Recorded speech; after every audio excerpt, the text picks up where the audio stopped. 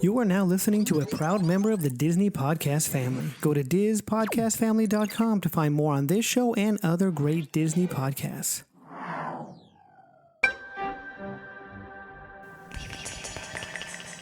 personnel, clear the launch platform.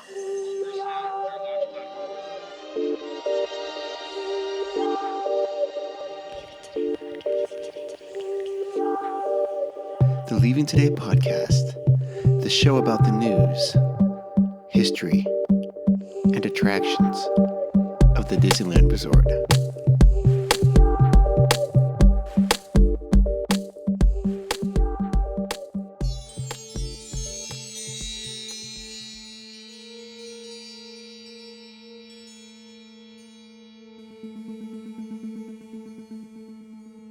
Well, come on, Wendy. Let's go. But where are we going? To Neverland. Neverland.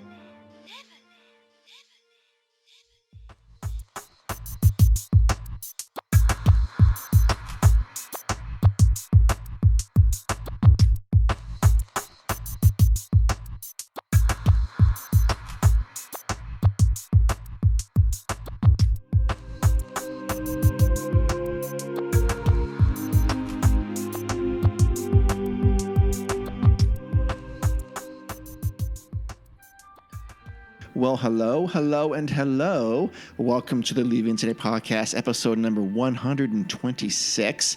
Thank you so much for joining us. I am a legacy pass holder. My name is Mark, one of the co-hosts here tonight.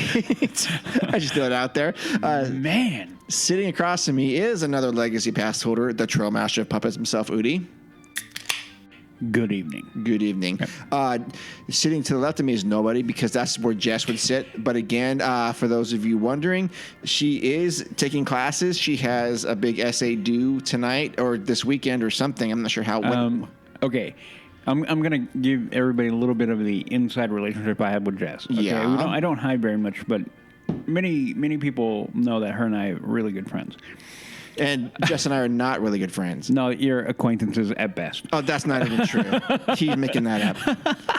Anyway, she FaceTimed me out of the blue the other night. And, I mean, that isn't rare. I mean, that isn't odd. Mm-hmm. And so the only thing that made it different than I can think of the last few times we FaceTime is that she was FaceTiming me from her iMac. Oh, yeah. And then I felt like I was in Inside Out.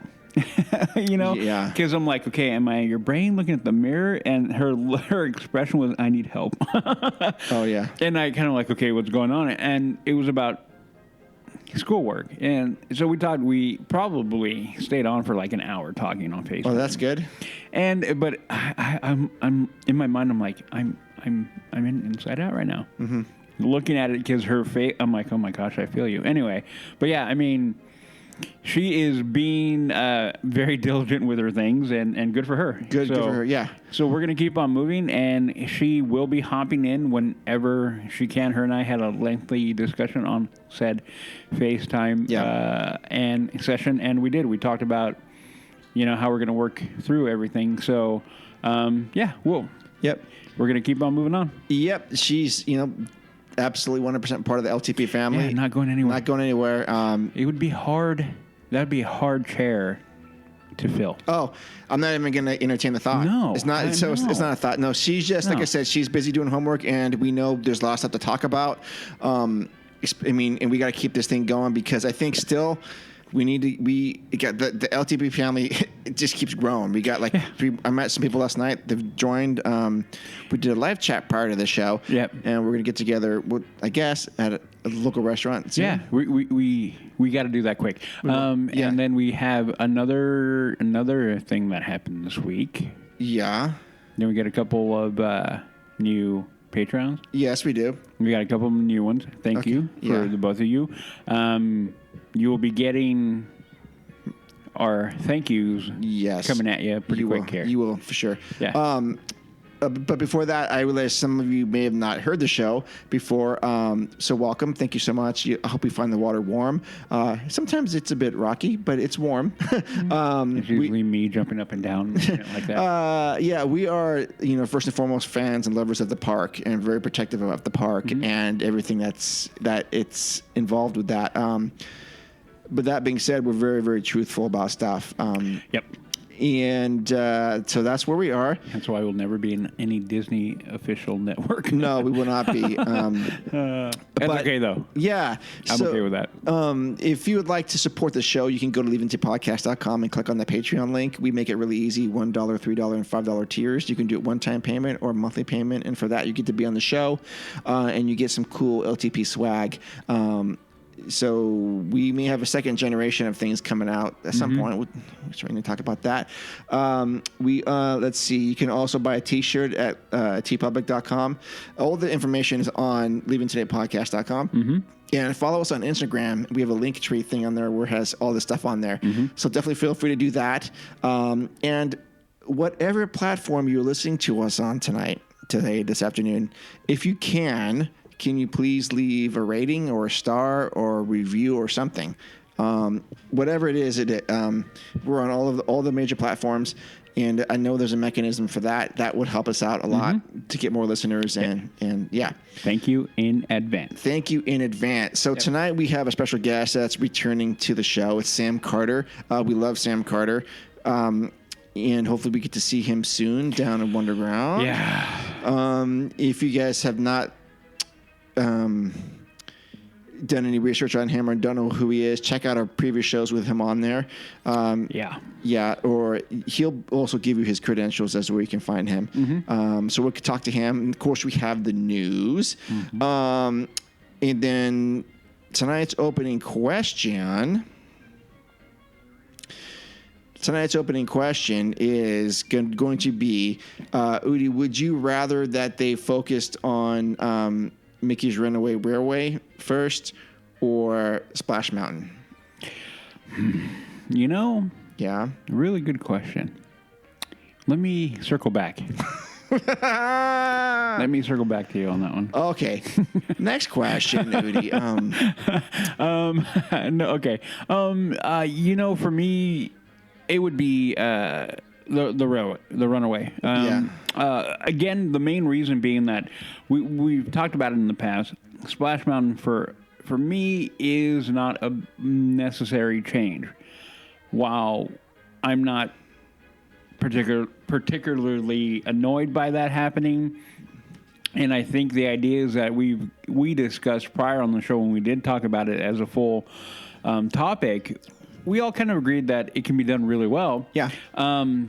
But that being said, that isn't a hot button issue. That one, having that brand new, would be far better and something I'm much more interested in. And then, after talking to our friend Joe from the DU and the All Aboard podcast and The Mando Show, and the Disney Tiki podcast, and wait, I'm missing one. The beer one. Anyway, the beer one. Anyway, so after talking to him, I'm recording with him tomorrow for the Mando, but I haven't had a opportunity to talk to him about exactly. But his words were game changing. How good that attraction is because he rode in Florida. I'm very curious, so I'll be picking his brain tomorrow about it. So for me, I'm like, okay. He said that was game changing? Well, I think maybe that was his exact words. Okay. So I'm kind of like, okay, we rode Rise together, buddy. Like, I was there for your first ride on that attraction. Yeah. And I saw you crying. I don't think it's going to be that. I mean, obviously, but we'll find out what he means by that. I will. And then I'm sure he'll cover it on his show, all part of the Disney Podcast Family Network that we're on. Yeah. I hope I got that right. Sorry, Corey. But anyway, yeah. So I'm in knowing Joe, as long as I've known Joe. Yeah. When he said that, I kind of went, really? Like, that made my eyebrow, because prior I'm kind of like, okay, yeah, I'll go, I'll ride it. Of course, I will too. And I was never going to be that guy who, like, I'm not going to ride that. But he made that comment, and he was live, and I jumped in, and I kind of went, really? So that comment from him made my eyebrow go up and raise up with, huh? Okay. So, yeah, now I kind of want to, and again, take full opportunity of the closure and rip through that bad boy. Yep. And get it done. That way, whenever the park reopens, June, July, April, May. Okay, in there. Anyway, whenever it does reopen, we'll have it. Yeah. Yep. So, Okay. yeah, Splash Mountain, you can put it on the back burner. I think you have been of the opinion that it's going to be a while before they get to that. I think so. And I kind of went, okay. I mean, I didn't think so, but it could work out that way. Who knows? I mean, we are not privy to that big boardroom with the plans that the Imagineers have. I wish I was. Right. I would have a field day in that boardroom. I would love that. Oh, yeah. But, yeah, we'll find out. So I'm kind of like, I again, without having the opportunity to talk to him yet, I want to dig out. I'm going to go talk to him and try to dig out more info as to why he felt that way. Okay. There you go. Yeah, What about you? Are you going to have to circle back? Circle back. Okay. Yeah. No, I was trying to say something funny, but I'm not going to. No. I was going to make a mean comment, but I want them to focus entirely on Mickey and Minnie's Runaway Railway for now. Get that done. Just because, if I had my plans, if I was sitting in Team Disney Anaheim, I would say, well, do we actually need Toontown anymore? Yeah, we've had that talk, and you know my opinion. Yeah, I know it's no. Uh-huh. I mean, I'd love to see if Fantasyland pushed out there. Think about that. Yes. Ooh. Yeah, but right now we got Mickey's Runaway Railway, and I'm actually glad we have something new, brand new in Disneyland. We got Galaxy's Edge. That area, but that area. Yeah. So I'm actually looking forward to it. It's definitely not my jam, but I am looking forward to the technology to see how it plays out, to see what new things we can experience. Yeah, I mean, I don't know if it's a slow loading attraction. Does it take a lot of people? I don't know. And then with Splash Mountain, I think that can be put on the back burner for a while. Mm-hmm. Yeah, I mean, yeah, I agree. If the park opens in the summer, they're not going to shut that thing down because they want people on there and they just want people to get back onto it. And just think, Disney, of all the merchandise you can sell on Splash Mountain's Last Ride or whatever, and all of this limited would you, now there is a good spinoff, would you buy any of that? Buy what? Any merch?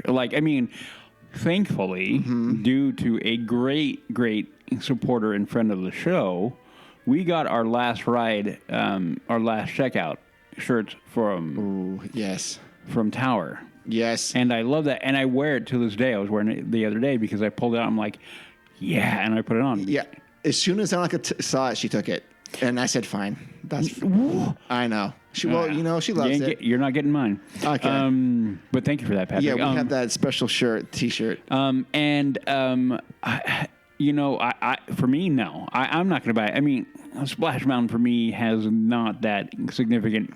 The only thing that even really ties me to that is the fact that the America Sings animatronics are that's a in good there. point. That's a good point. So again, I brought it up before that was one of, and remains to this day, one of my mom's favorite attractions. And funny enough, we were talking about it maybe last week before. Yeah. And we brought up a lot of stories because we're sitting around the table with my niece and my two nephews, and we're talking Disney. And I'm like, I had that moment, like that little tear, like, this is why. And unfortunately, because of everything, my niece and my nephew have not been able to go nearly as much as I would have tried to pull them with me. Like, let's go. But that attraction came up. America Sings came up. The whole thing, and that Tiki Room came up. Sure. So, but yeah, that would be the only thing. Like, if they gave me something with that animatronic on, I'd be like, okay, well, I'm going to have to get that out of nostalgia. And I'd probably be like, here, Mom, for you. here you go. Yeah. Yeah, because again, she would, and I know my mom would love that. But anyway, Yeah. other than that, yeah, no, there would be nothing that I can think of that would make me want to buy that. But funny enough, though, Tower of Terror, I'm like, oh yeah, yeah. It would be a game time decision for me. I'd have to see what the design looked like. If it wasn't busy and if it was kind of classy, I would probably I might consider getting it, but I don't know. I probably not. Like I said, I'd have to see it first. I mean, in a T-shirt would probably be something I would get, or maybe a coffee mug or something. I don't know. Coffee mug might work. Yeah, For you, well, for me too, even. yeah, Yeah. we'll see. Yep. All right, so that's the opening question. Circle back around. We're going to circle back to any other questions we have Okay. later. And so that's how the format goes, listeners. We do the news, opening question, news, and then usually we're one-on-one with Jess, and then the feature presentation. But you forgot one. The randomizer? The randomizer. The randomizer we're doing that with Sam tonight. Yeah. So he hasn't heard that, I assume. So That'll be fun. Yes, we'll see how it goes. We're going to throw that at him. Yeah. Okay. So with that, let's get to the news. You listen to me now. You are talking about things that you do not understand. All right, so here's the news. Let's get to it because there's a lot of it. The very first item is I do need to make an update to last episode's news when we talked about the Rainforest Cafe being repurposed as not like a Star Traders, but like a launch bay type of thing. Yep. There was some other news that came out with that. They had also said that maybe that could be a cantina for downtown Disney. Yep. So I failed to mention that, or I overlooked it or something. So my apologies. But that actually was an interesting thought. Yep. What do you think, Udi? Would that work outside the park? Yeah. I think the one thing for anybody who hasn't experienced Oga's yet, That's me. Everyone raise your hand. Mark, I raise have your not- hand, and then I will look at you with pity Yes. and laugh a little bit. Okay. Point a finger. Too much? Yeah. No, I'm pointing two. You're pointing too. Okay, and then I'll go. Look, you guys need to go. Anybody once we get open, or make a trip to Florida, then go in. So I'm happy. I read that. I'm like, that'd be great. I would totally be down for that because the vibe in that bar is amazing. I love it in that bar. The only negative is that you can't really hang out there because they try to move people so quickly.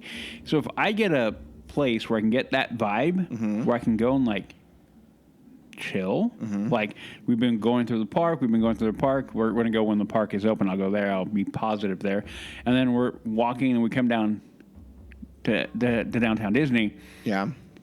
And if that is there and I can have that or not the same, but very, very, very, very, very, very close, then I wouldn't mind going in there, hanging out there, and I would feel like the rush to flip a table won't be as high, I would hope, and then we could hang out. And if they have that vibe there, then I'm all for it. Like I said, if for anybody who's been to Oga's, you feel me. You understand what I'm talking about. For all those who haven't, you may not fully get it, but I think if you're a fan of Star Wars and more, and really beyond Star Wars, but theming, you would enjoy it. Okay. Yeah. So yeah, And you don't think that'll take away from the Galaxy's Edge experience? No. Okay. No, because again, it will hopefully what we've been talking about. We talked about it prior. The rumor mill beginning to to kind of float around, being that they're going to break away from the timeline and being locked into that. So yeah, I don't care. Me being a Star Wars fan, I'm not going to get mad at more. Some might. Yeah. I can think of two people right off the top of my freaking head real quick who would be like,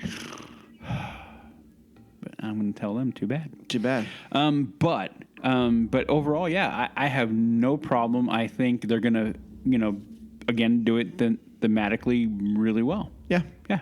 Okay, cool. And then if I can get jet juice out there, even better. Jet juice. Oh, my God, I love that drink. I love that drink. Anyway. I'll have to try that when the next time I'm there. When we go, I'm like, get 2 and get 2. I already know which ones you're drinking, Mark. You don't even know. I'm going to order for I you. want the like, one with the makes your mouth numb. You're gonna get a fuzzy tauntaun and jet juice. Okay. That is what you're drinking. Your 2-drink max is met right there. Oh, it's a max? Yeah, you can only get 2. Okay, so that's on. And yeah, I think I'm all for this. If they can repurpose that into just like a forest base with a cantina. Yep. Yeah, it adds yet another place I want to check out in downtown Disney. And then again, the main one of the other factors that will apply is we need more. Taking advantage of an empty building and getting people back to work, getting CMs back to work. Yeah. Yep. Absolutely. Yep. Okay. So the next news item is the Disneyland Resort surveys guests on different membership options that will replace discontinued annual passes. So as you guys may have known, an email went out to select Legacy Pass holders now. I did not get one, but it had a bevy of options that you could choose from, and I like the fact that they have a lot of options. No, I don't know if it's going to be presented as a cafeteria style, you pick a plan sort of thing, you mix and match. Yeah. But there are different things that they had, different categories with different variables in it. So, and some of these terms that are on here are things that I want to talk about real quick, because some of the things like, okay, one passport has calendar dates that you can choose from. One passport, I mean, they all have them, and then within that, the reservation window varies between passports, and then reservations held at a time vary, and then anytime reservations vary. So, and then there's other terms like blackout dates. We know what that is. Blackout tickets, friends and family tickets, merchandise discount, food and beverage discount, special event tickets discounts, parking, max pass, unlimited photo pass, blah, blah, blah. And then the prices. So let's, some of these terms may be confusing to you, so I'm going to kind of break it down for you. There's a good little chart I found. So a calendar is, we all have a pretty good idea of what that is, right? It's reservation dates and blackout dates on a calendar for annual passports that will vary by pass type and theme park. More green days on a calendar mean more days available to make reservations. More gray days on a calendar mean more blackout dates, days when admission would not be available. Yep. What's a reservation day? An advance reservation would be required to enter one or both theme parks, Disneyland or DCA, on these dates. The number of reservation days varies by the pass type, and reservations can be made for one or both theme parks. Reservations are subject to availability. Okay, that all makes sense. Blockout days, what's that? Admission will not be available on these dates. Okay, what about what's a reservation window? The number of days in advance you can make a reservation. As each new reservation day falls within the window, reservations will become available for that date at around 7 a.m. Pacific time. Okay. Makes sense. Reservations held at a time. The maximum number of reservations that can be held at a time during the reservation window. You'll be able to make another reservation once your first reservation date has passed, or if you cancel an existing reservation, which is what they have done in the past. Yeah. So there might be some confusion about those other two topics. I mean, other two categories, like a reservation window, when I said the number of days in advance. So as point of reference, with the Disney Flex Pass, they introduced this with that. And I think we had 30 days in advance. So we were sitting here on January 31st. So we could only go to like February 28th right now. Yep. So, but they're saying there's passes that are like 30 days out, 60 days out, 120 days out. So if that's important to you, that could be a more premium thing. Price. So I don't know. I necessarily don't need to plan 6 months in advance. I don't either. So I'm not willing to pay that, but I think anywhere between 30 and 60 is something I might consider. For me, being that I ran in that 30-day, it is no problem to run in a 30-day. Right. I mean, what I did was I always looked like, hey, I want to go to the park that date. And then the minute that hit on the calendar 30 days, I went to reserve. Yeah. Because then if it was gone for whatever reason, I couldn't get in, then I go, okay, well, I got to alter. Sure. And then everything went off of that. So whenever I planned my trip, it was, okay, I want to go in this window. The first thing I did was get that reservation. Yeah, secure it, yes. Once I did that, well, I would prep everything. Like, okay, I would look at, this is where I want to stay. This is roughly the window and where I want to be. How much is that going to run? And then being that I fly. Yeah. I've gotten flack for that lately. That's but fine. I don't care.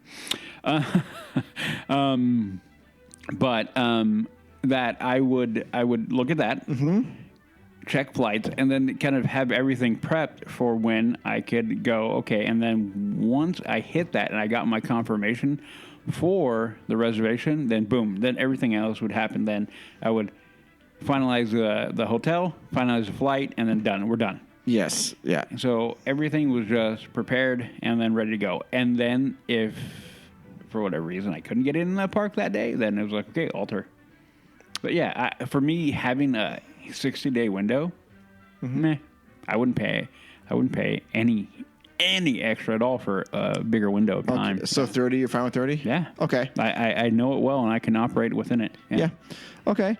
And it's good because once you know those dates, you lock them in, and then if things change, you can take it. You're not penalized. I think you penalized it within a day. Even then, no. Maybe where I don't remember exactly the stipulation with that, but I don't think it was that bad. Okay. I could be wrong, but I just don't remember it being like, oh my gosh, if I don't go, I'm going to be, something bad's going to happen. Right. I just don't Disneyland remember. police will get you. Yeah. Goofy's going to come out. Anyway, yeah. So that's the reservation window, is how much in advance are you willing to settle or not settle with. The maximum number of reservations that can be held at a time, that means like... That one, for that us, one would be more of a... what was the word? More of a... What's the word I'm trying to say? I don't know, but I can tell you with the AP, with the Flex Pass, you had incentive. Yeah. We had 2 of them that you could do, right? Mm-hmm. So you can maximum 2 days, or 2 reservations at a time. Mm-hmm. But let's say you wanted to go Tuesday and Wednesday, so you couldn't get Thursday. But in this case, in that scenario, if Thursday was a green day, you're in. You're in, basically. But if one of those days that you wanted to go was a blockout day or like a reservation day, then what you could do is you can go Tuesday, Wednesday, but as soon as you click in on Tuesday, then you have another day opens up, right? Isn't that how that worked? No, the way it worked was they had the good to go day. Good to go day. The good to go, which no reservation, you could just walk in, which is what I did. Often would be like I would make my reservation for Friday, Saturday. That way that was locked in. Fly in Thursday. Yeah. Then go to the park at night and be there for maybe 2-3 hours. Just walk in. Yeah. I think there was one time I walked in by myself. I'm trying to remember exactly what trip it was, and then I went in for 2 hours because nobody was there yet. And I'm like, well, I'm going to go. Yeah. And I went. And then that is what I do. I would have my reservation for Friday and Saturday. Yeah. Friday would hit. I would walk in and do my confirmation for Sunday because I always thought, even though my flight was until Sunday night, then if I, for whatever reason, couldn't get Sunday, then I'd be like, okay, well, I'll go hang out downtown Disney all day. I don't care. That'll be fine. Or try to get into DCA. Luckily for me, I never had that issue.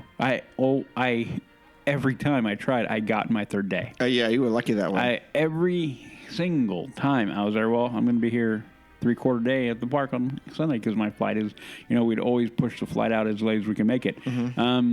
So yeah, I mean, that is the way to operate it. And if they give me that back, I'll be more than happy because I will play in that because I know how to do it. I know how to work it. Yeah. Okay. Yeah. So that's something that they're going to have another variable.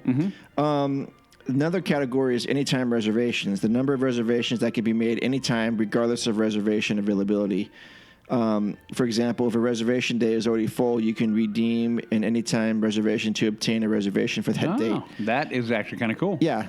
So, like, if we wanted to go Tuesday, Wednesday, Thursday, and for some reason Wednesday was all jammed up, we could redeem that. Yep. Okay. So that's interesting. That one, that's kind of cool. That's kind of cool. Yeah. Blockout day tickets, separate theme park tickets that can be used on days you are unable to access the theme park due to your pass type's access calendar.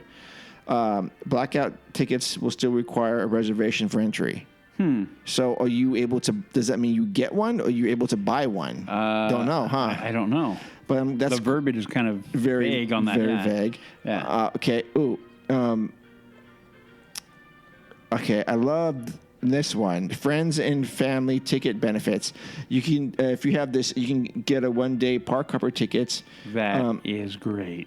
For your friend or family. And I'm guessing at a reduced rate or something. I would hope. Yeah. And a reduced price on family and friends discount benefits. Yes. Reduced price on a 1-day to 5-day tickets. Great to the Disneyland idea. Pass holder. Yep. Great idea. Through the Disneyland Pass holder ticket store. That's a new item. Yeah. Yeah. Yeah. Okay. So that's cool that they would do Yeah. that. I would pick that. I would. Here's another feature. Merchandise discount week. We know what that is. Yeah. Food and beverage discount. And they had different selections. You get 10% on this, 20% on this, 30%. Okay. So depending on how much more of a discount you want, your premium will go up. All I care is about Rancho. Rancho, as long as it works with that. Yep. Okay. Parking benefits could include, wait a minute, I missed one.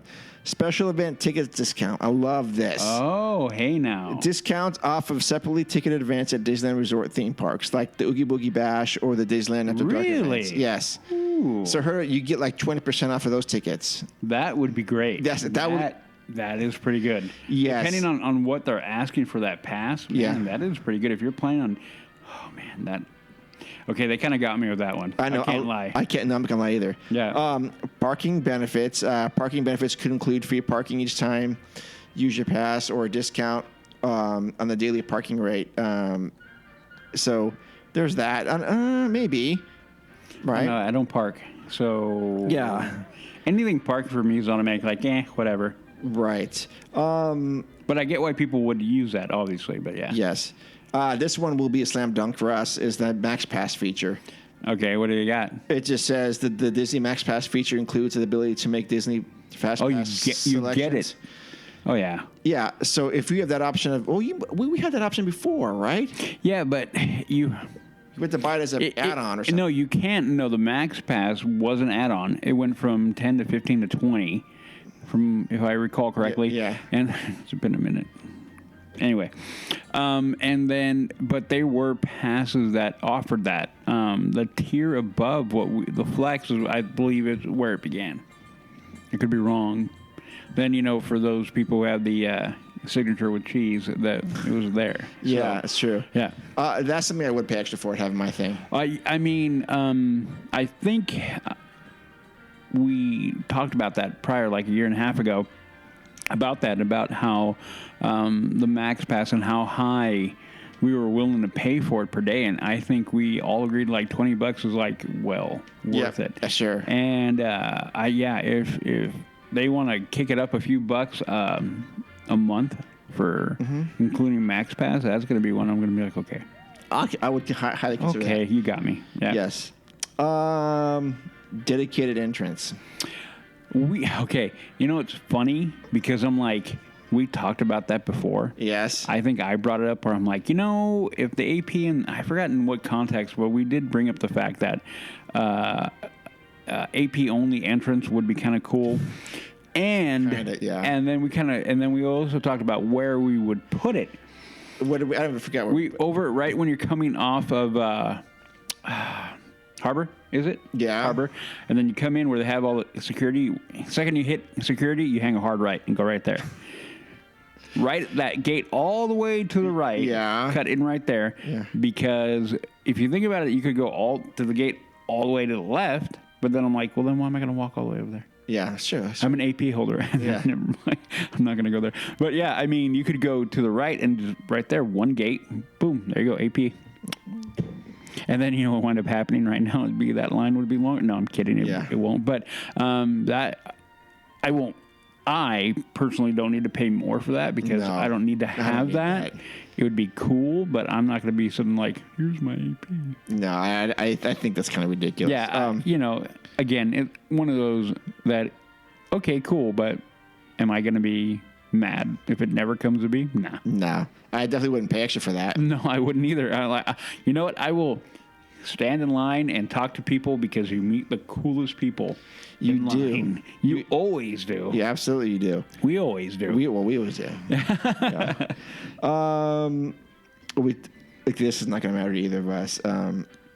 Unlimited photo pass downloads. Yeah, no, I'm good. I'm good at that. Yeah. Next, I'll circle back on you. Circle back on Circle back to me on that one. Rewards program. As part of the rewards program, you can collect points based on park visits as well as spend on merchandise, food, and beverage. Points can be redeemed for special merchandise.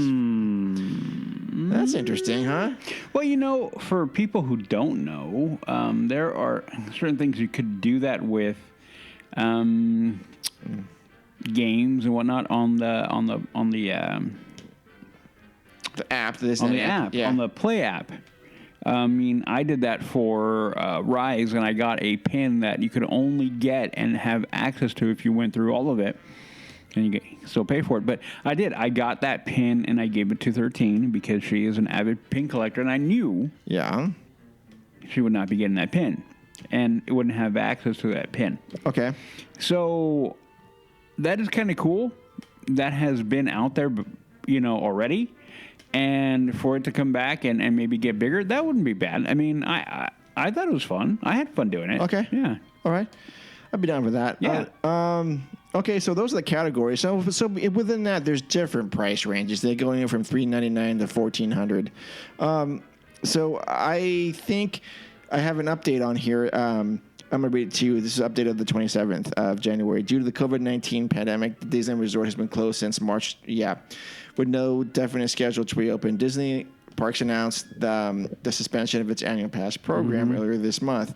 A new annual pass membership program is expected to launch upon the reopening of the resort. However, as the global pandemic is unpredictable and complex, so is the answer to the question of when Disneyland will roll out its new annual pass program. So we did a live chat before this. Yes, something will be available from day one is my guess, but it may not be. It may be like one or two options. And I made the comment on the live chat that I think they're going to roll out a few and basically adjust as the market demands. So you have people going, if they're going to have a low volume of certain passes being bought, then they make, that pass isn't hidden with the people, we're going to move it. I don't expect them to drop 9 different passes at the beginning. They could, but I think that would cause a massive headache for many, many people. They don't need that. They don't need any more headaches than they're already given, that the government has already given them. I'm not going to go any further than that. But with that, I don't anticipate them doing it. I think you're going to get 4, and I think they will manipulate and move as they feel the numbers are telling them. Yeah. And I made the comment on the live chat that I feel like we're going to wind up landing about 4 to 5. Yeah, I think so. They have 9. They'll trim them out, maybe pair some up, and they're going to be prepared, everybody, to be surveyed a lot when you go to the park again. And I'm going to make this recommendation for all of these folks who walk by and don't do that. Stop. Do it. I've done every single one that they have. Oh, yeah. And Mark, you've been around. You've been there for plenty of them. Yep. Every time I get a survey from Disney, whether it be at the park or in email, I fill it out. So never just walk by them, folks. Just stop for a moment and tell them, because that means they're actively seeking information. There's a good point for you to be able to, in one small way, have your voice at least logged in. For sure. So I fully anticipate once that becomes, we're going to, and whatever AP that we fall into, that we're going to, I'm pretty sure we're all going to wind up back onto that. Whatever we fall into, be prepared to be answering a lot of questions, and I just keep on suggesting that you do not shy away from them. Let them know, give them your input, give them your opinion on what is going on, and then hopefully we'll get back to a point where we're fine, and we will. Yeah. Okay, listeners, our next news item, we are actually going to break protocol here, and we're going to kind of combine the feature presentation with the news because the way the time is working out. So we're going to go punch into Sam, and the next time you hear us, we will be with Sam. All right. Sit tight. And now for our feature presentation.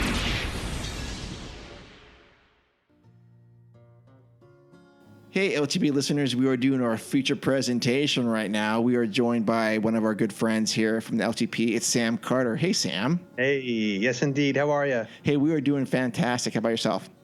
I'm really good, really good. Just got back from Florida, so I'm a happy guy. Oh, you were in Florida, huh? Whatever were you doing there?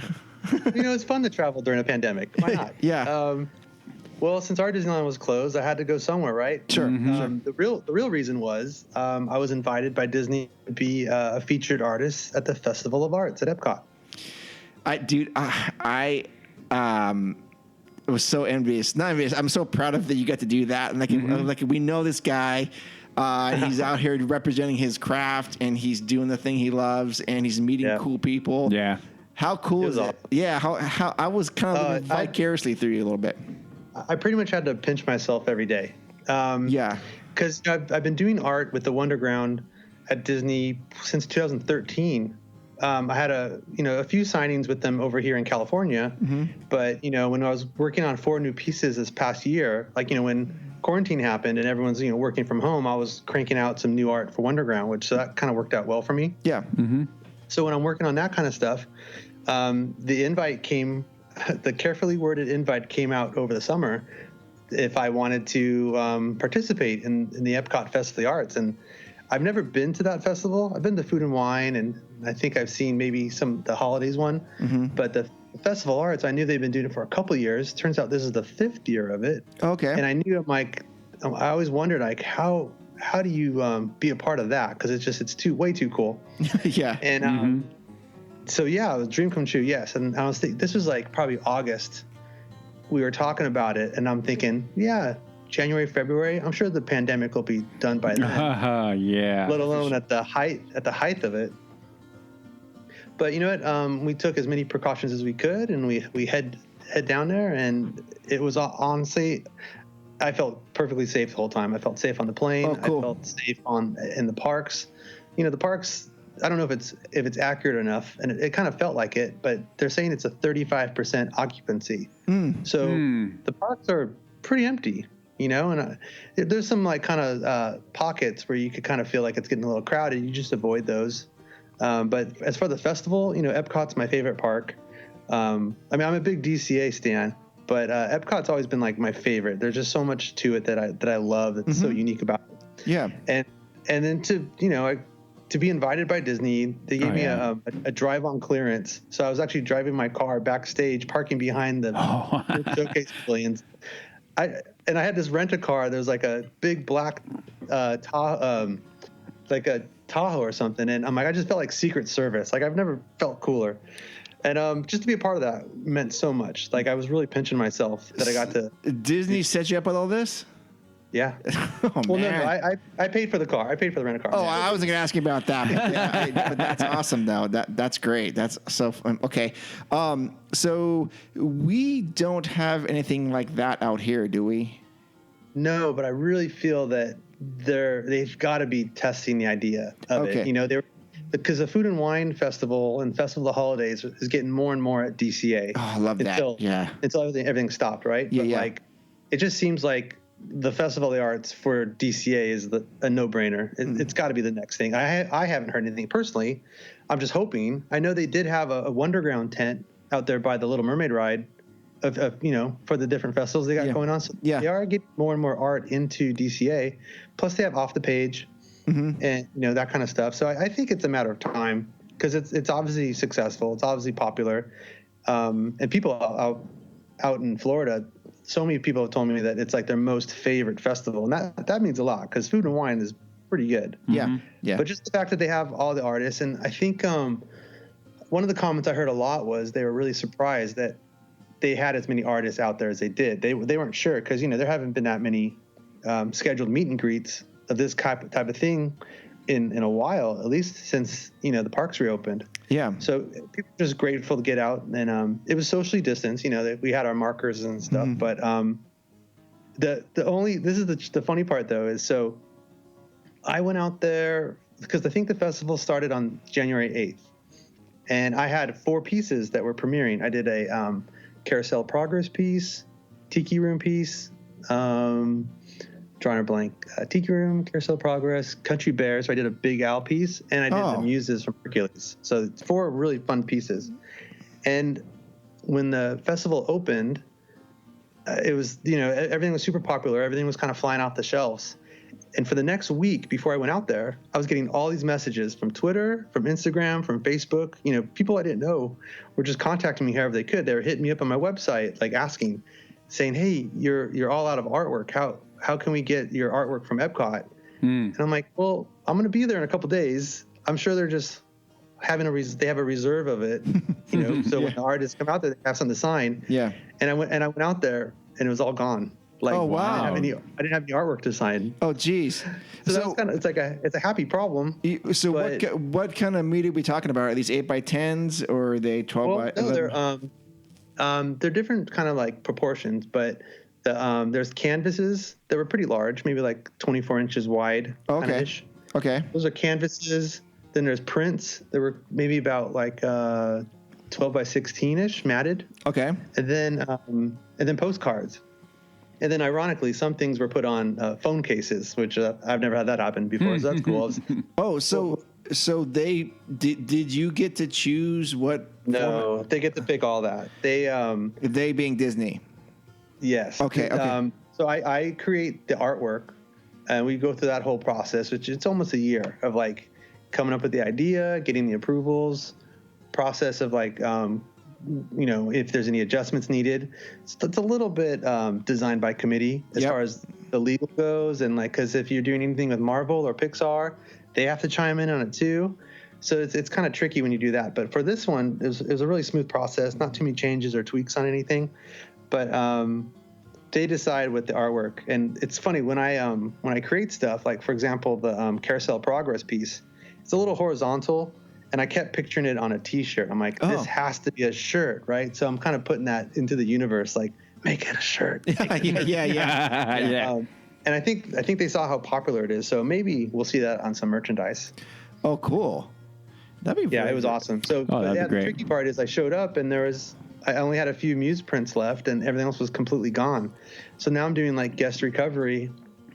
People are coming up all bummed out, saying, we flew here to buy a Tiki Room print and it's gone. They're all bummed out.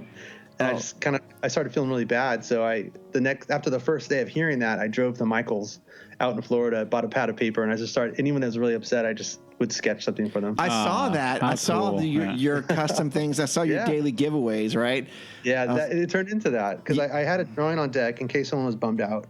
But then I thought it'd be really fun because I love at Disneyland, I don't know if you ever noticed, some artists do like art drops over there. Mm-hmm. Yes. Yeah. Well, so they'll make like a 5x7 art print, but they'll put it in like a clear kind of protective thing, and then they leave it in a flower bed, and then they'll take a picture of it and post it. Yeah. And like, as hardcore nerds, we might know where that flower bed is and go, I'm going to get that. Yes. Right? Yes. Yeah. And especially it's a lot of fun. And I'm like, I didn't see anyone doing that at Epcot. And I'm like, that would be really cool to do. But, it rains every day. And I didn't have any clear coating on it. Like, that's all I need is to make something really cool and it just gets trashed. Okay. Or some tourist finds it that's not really in social and I never hear about it ever again. That's what's kind of cool about it is like out here when we do it at Disneyland, they post it and go, hey, I found it. You know what I mean? Yeah. Or like there's so many locals here compared to over there. But anyway, absolutely. Yeah. So I decided to kind of do like a secret word thing. Yeah. And the first time I did that, I didn't think anyone would even do it. But it's funny, like I did it every day, and the very first person every day got it. Some people got there at 8 a.m, and I wasn't even going on till 11. So they were not messing around. Wow, how cool is that, man? Yeah.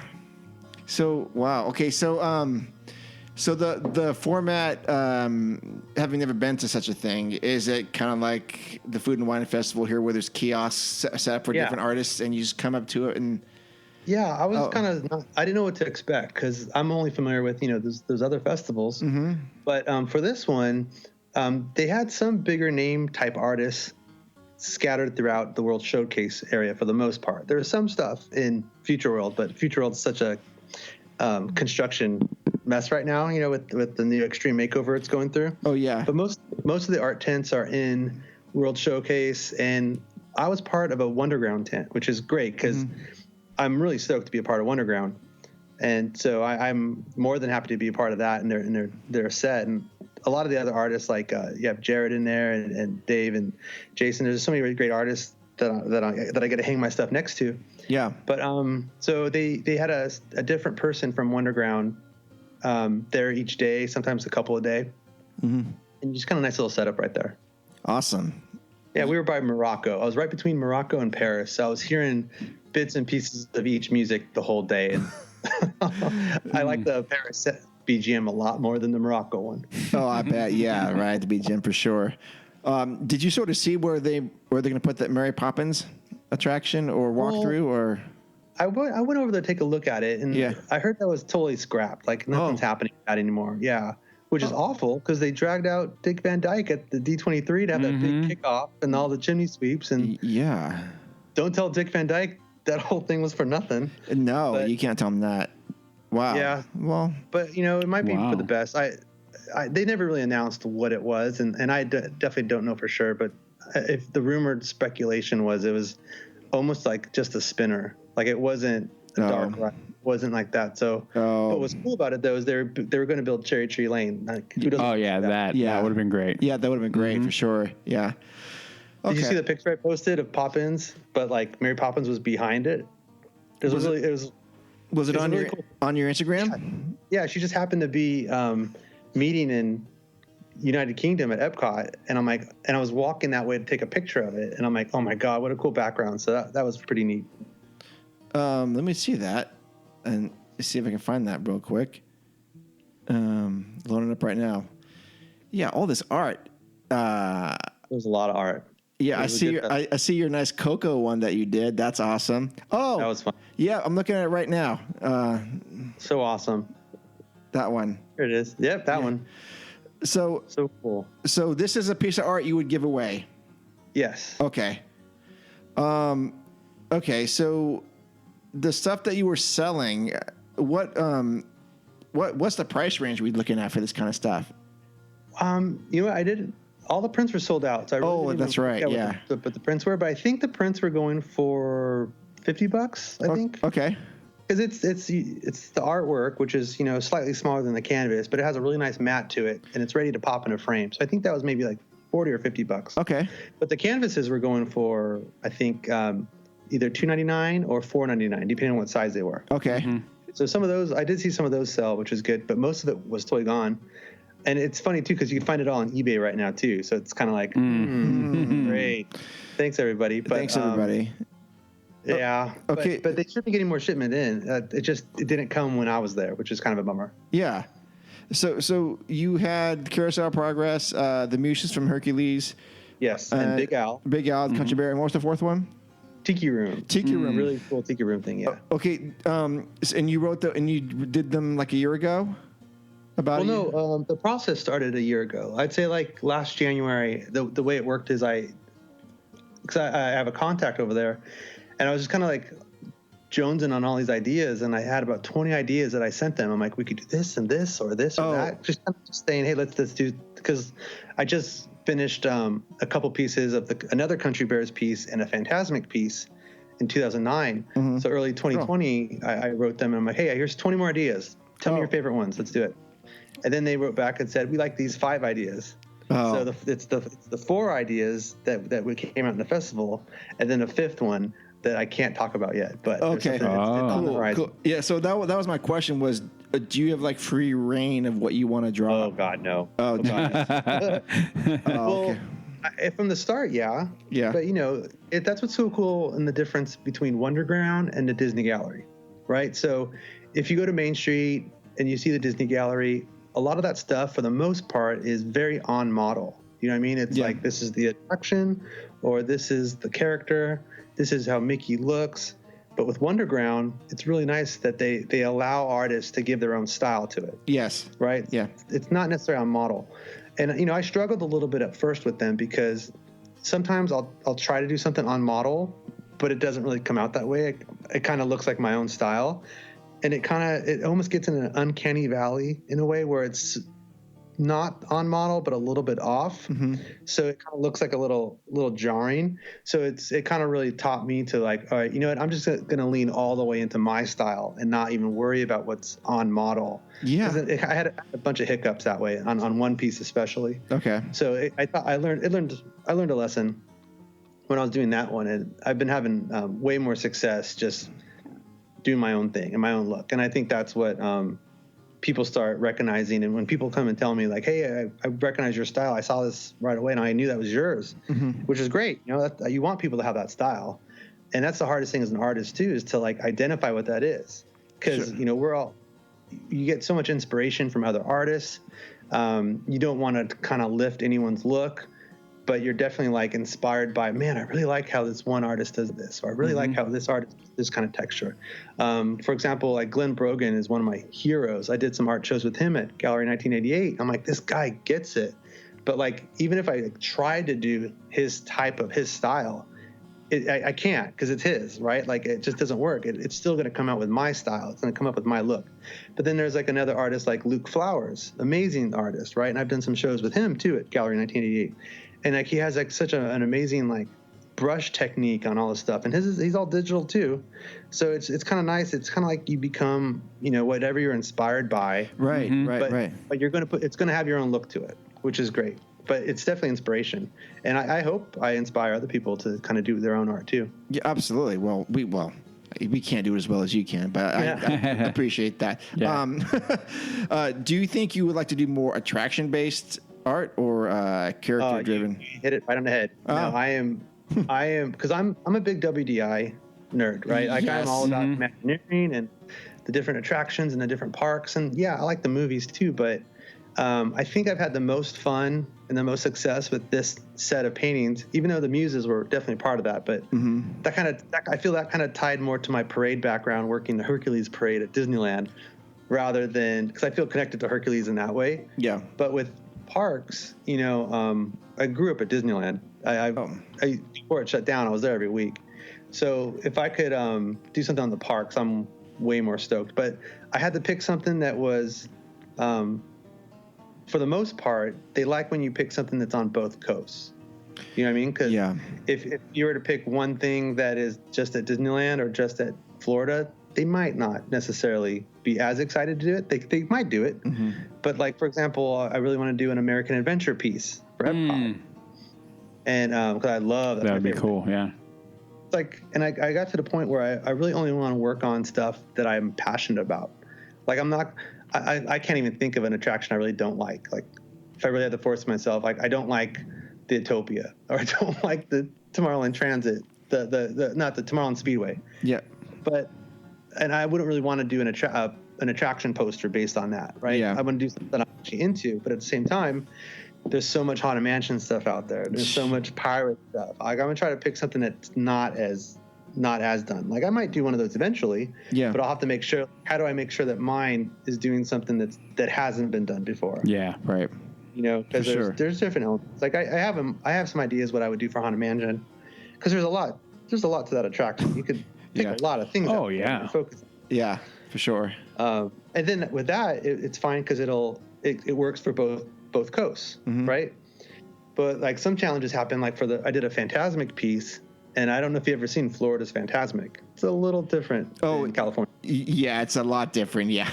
Yeah. Right. Yeah. So like, when I thought about what I would want to do for a Phantasmic piece, the first thing I thought of was the Mark Twain. And I'm like, well, can't do that because they got that popsicle stick looking thing that comes out at the end over in Florida. Yeah. And so I'm like, well, let me just focus on the dragon. They both have dragons. But for Carousel Progress, that worked out because that used to be at Disneyland. So you have like the throwback nature for the West Coast, and it's currently at Florida, which is great. And even cooler is that it also played in New York. Like, I realize things about attractions when I'm really like kind of like thinking about it hard to do these pieces on it. Not many Disney attractions have been in 3 cities. You know, it's kind of cool. That's cool. Yeah. Yeah, you've got a few. There's only like a handful of those. Yeah. Yeah, for real. Especially like the World's Fair ones, definitely. Absolutely. Wow. Okay. Gotcha. So attraction based. Yeah. Man, Well, because I'd love to do someday. I would love to do an attraction poster, like in the tunnel. Like that's definitely a bucket list goal. Oh yeah. Right? oh my So I gosh. kinda- Which one would you do? Oh yeah. If they Good let you do question. it? Good question. Oh my gosh. Well, to be honest, I'm still waiting for an attraction poster for anything from Galaxy's Edge. I can't believe here's the biggest expansion in Disneyland history, the biggest ride, the best ride at Disneyland, Yeah. and they don't have an attraction poster. I know, right?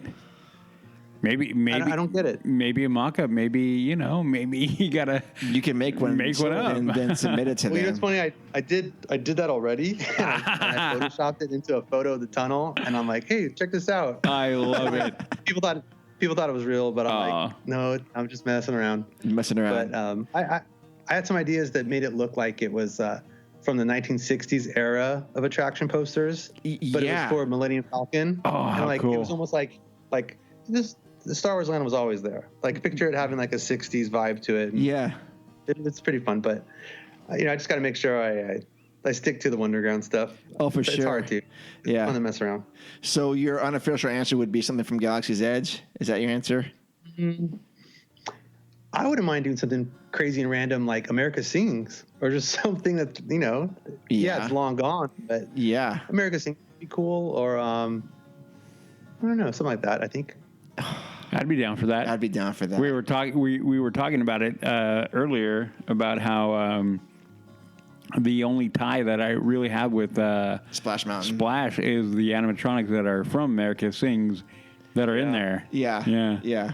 Do you think that's going to survive the next cut of Princess and the Frog? No, they'll be gone. I mean, I think we talked about how. I don't know.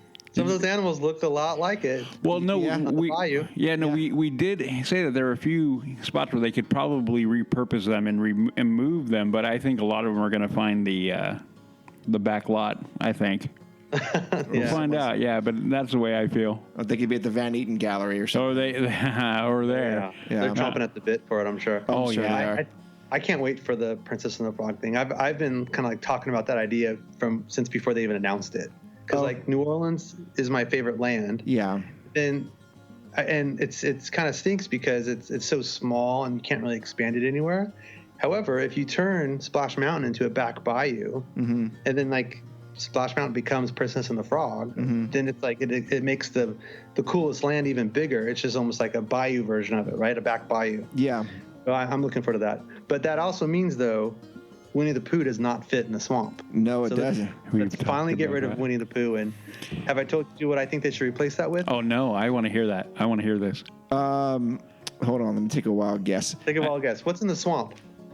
Alligators. Right? Eh. Yeah, swamp. What's in a swamp? Let's stick with the frog theme. Princess and the Frog. What's another frog that lives in the swamp? Udi? I have no clue. Is it, I'm like in my is it mind. from the I'm like, movie? It's from a movie, yeah. It's from the movie? No, not from Princess and the Frog. Oh. Okay. I'm like, my mind went to Another the jazz playing alligator. Another frog that lives in the swamp. You're not talking about Yoda, are you? Oh. Okay. But no. it is close to Galaxy's Edge. I know. Yeah, you were saying that that's is why why he I went said there. that. Yeah. Yeah. So what is a frog that lives in the swamp? Kermit.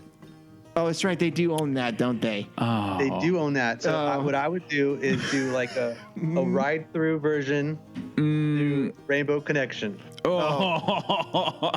Have as many animatronics as you can. I'm gonna go with no. I'm not. I'm not a Muppets guy. Me either. I mean, but- I grew up watching it, but I don't in the park. I'm like, it's DCA. It isn't Disneyland. That's the way I feel about Muppets. I love them, but yeah. But to your point, Sam. I gotta go, you guys. I'm just kidding. Oh. You guys are cutting out. Oh, I was like, I thought you were serious.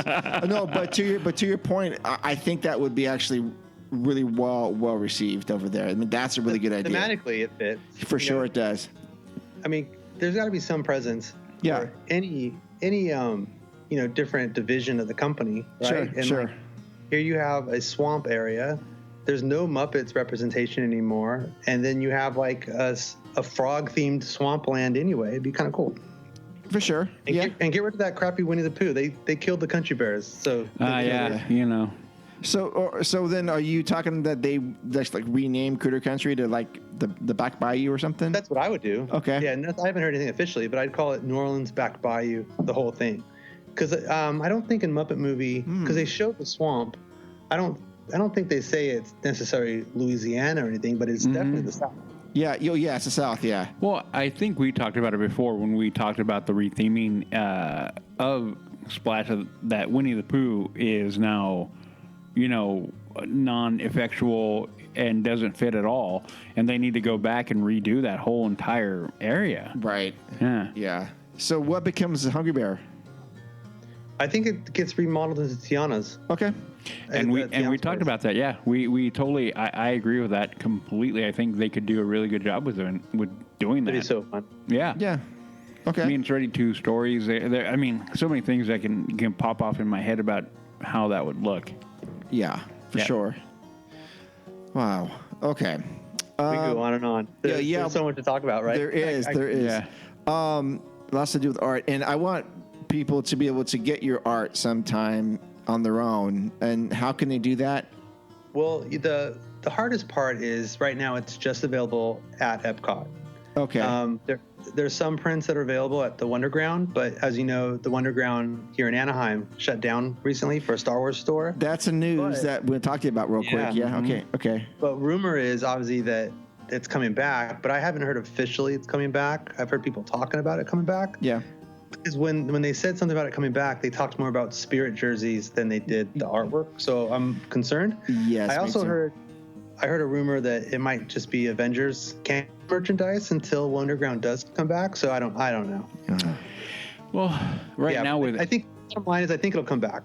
Okay. Not much merchandise for Avengers Campus. I get it. well, But you know, let's get some art back.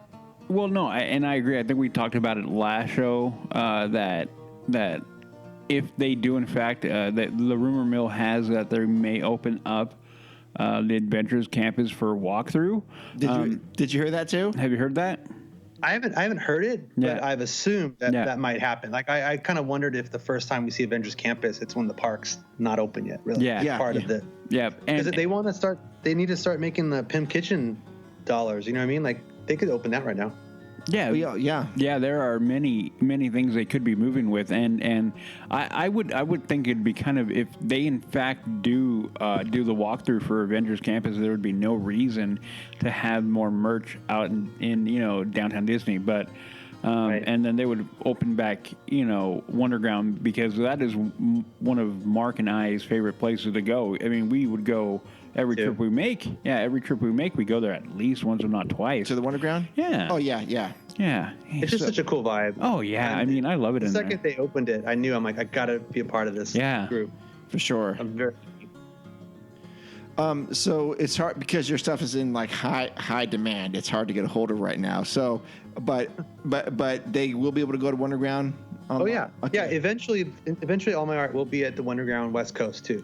I wouldn't be surprised if it ends up at the off the page too. I'm kind of like waiting to hear. I haven't been for since I left to Florida to DCA, and I have a feeling it might show up in off the page. But it's funny, they don't really tell us. But You figured they would. the tell you. reasons, I know, right? Well, there's a lot of artists. Yeah. And then I think it's just that waiting for the park to open, really. And in the meantime, hopefully they do some kind of festival like Knott's does, because I think DCA is really built for that. I wouldn't mind if we kind of just held tight with Disneyland when it's able to open in a normal kind of capacity. Fine, do it then. But in the meantime, I think Knott's really paved the way to do a really cool festival. I hope DCA follows suit. Yeah. Oh yeah. Yep. I have not got a chance to experience that Knott's Berry Farm since it's been closed, but to see you went down for the festival, right? Yeah, I did each one of them. Each one of them. The taste at Calico was great. It was just Calico, the ghost town area. Yeah. And then it was the taste of Knott's, so all of Knott's was open. And then it was the Halloween. They did a Halloween one. Yeah. So they actually got all the Knott's Scary Farm decorations out and decorated the whole park in Halloween. And then there was no monsters and no mazes, but still it felt good. Just the smell of fog felt like some kind of normalcy. Totally, yeah. And then the Christmas one was really special too. And we knew the numbers were kind of getting bad, when Christmas was coming. And I knew, I'm like, if I want to see this, I better go the first weekend. And I did. Yeah. And then the next week they shut it down. So I'm glad I stopped. It's such a bummer. And how far are you to drive from your house to Knott's Berry Farm? Not too far. I mean, I'm 7 miles from Disneyland, so it's just like a little bit further to Knott's. Yeah. Knott's was actually my very first job when I was 15. I was a sweeper there. Oh, really? So like I feel like it's not far because I used to drive there every day to sweep the trash. Yeah. So yeah, it's definitely like one of my first loves. Awesome. Even though I only worked there for 3 months and I hated the job, but I love Knott's. Right on. Okay, so people can go to Wonderground when that comes when your art becomes available. Okay, so moving on, we got the news we're going to talk to you about with the Jungle Cruise and a couple other things, but let's talk quickly, or not a bit quickly, about 20 years of DCA. You are the DCA guy. I am. So I'll own it. What's that? I'll definitely own that title. Oh yeah, because I worked in the 90s at Disneyland in the parade department, and sometimes we were just we were known in the park as just drivers if you needed some to be driven somewhere. So we would drive to the studios sometimes for people, or we would do stuff like that. Well, when they started construction of DCA in 1998, I would give tours in one of our big shuttle buses. Yeah. The one of the shuttle buses that we had a special license to drive, just parade performers backstage. Well, we started doing tours of the construction site. So I was driving. I even got the shuttle bus stuck in a puddle of mud in the middle of what turned out to be Paradise Pier Lagoon. Like I drove in very there. Cool. Like, oh, jeez. Go down there, and I got with a bunch of people in suits. I got the people. We were just stuck. Well, I had to be pulled out. But yeah, so I saw that place turn from parking lot to just dirt to opening day. Awesome. Okay. And I'll admit it sucks. DCA 1.0 it was bad. There's elements that were good in it, but I'm glad it sucked because it got us to where we are now. 2012, and when they rededicated, which I got to be one of the art directors for the rededication when we opened Buena Vista Street in Cars Land. Oh yeah. So that was right around the time. That was one of the last big things I did that summer when I left the following fall. So it was a really good kind of like ending to my time as like doing events and stuff. Yeah. When I was in TDA. Yeah. Okay. Awesome. So 20 years on, and that park has changed a lot in 20 years. I don't think any other park has changed as much as that has. Like think about the entrance. The entrance alone. Like, what Disney park has been completely had an extreme makeover like that. Right. Yeah, I can't think of. Well, I don't think any of them really. Did Hollywood Studios in Florida have a change? Didn't they, or something? Well, yeah, they had a major change with. They knocked down a lot of the backlot in Galaxy's Edge. Yeah, and some more sound studio stuff for Toy Story, but the entrance is pretty much exactly the same. Most of the park is, but it's funny. So once they opened California Adventure, and I think just because it was an exciting time to be a cast member. Yeah. We see this thing being built. We know it's not Tokyo Disney Seas. We knew it wasn't like something like that, but we were still kind of excited to open up this park. And it was almost like we knew it. I drew this thing back in the day. There was like this baby teddy bear that was left on Mickey's doorstep. It was kind of just a symbolism of, hey, this baby grizzly bear is going to grow into something bigger. Like it's just the seed, right? Yeah. So it's kind of like it was my way of expressing like, hey, I know we're excited and it's cute. There's Soarin's great, Screaming's great, Grizzly's fun. But like this will be better later, right? It's going to take some time. Yeah. And it's one thing I've noticed when I visit different Disney parks around the globe. I've been to all of them except for Shanghai. Oh, look at you. And like when I go to like even when I went to Hong Kong and Paris, you could tell compared to you go to Disneyland all the time, the trees are a forest. Like, you could look at Frontierland, those trees are just massive. Yeah. But when I went to Disneyland Paris, I could tell that the trees were only about 25 years old. You know what I mean? Like you could, in a weird way, they were big, but they weren't Disneyland big as far as trees go. Yeah. And when I went to Hong Kong Disneyland, the trees were even smaller. Do you know what I mean? It's like it really, you could tell at Disney Park how old it is because of how big their trees are. And that's one thing I've noticed with DCA. Yeah. Is like when DCA first opened, I remember seeing all like these pine trees that they're planting around Grizzly, and I'm like, man, this place is gonna look really cool. And it does. Yeah. If you go there now, it is kind of foresty on that road that goes around Redwood Creek area. I think that particular area might be one of the best themed areas of any Disney park. I mean, in Anaheim. 100%. Yeah. Especially that pathway that goes like the smoking area by the San Francisco looking bathrooms that goes down behind the Grizzly Q and then the drop right there. Yes. I always get bummed out because I'm a huge Country Bears fan, and there's like this cave right there that says like Eureka on it. Yeah.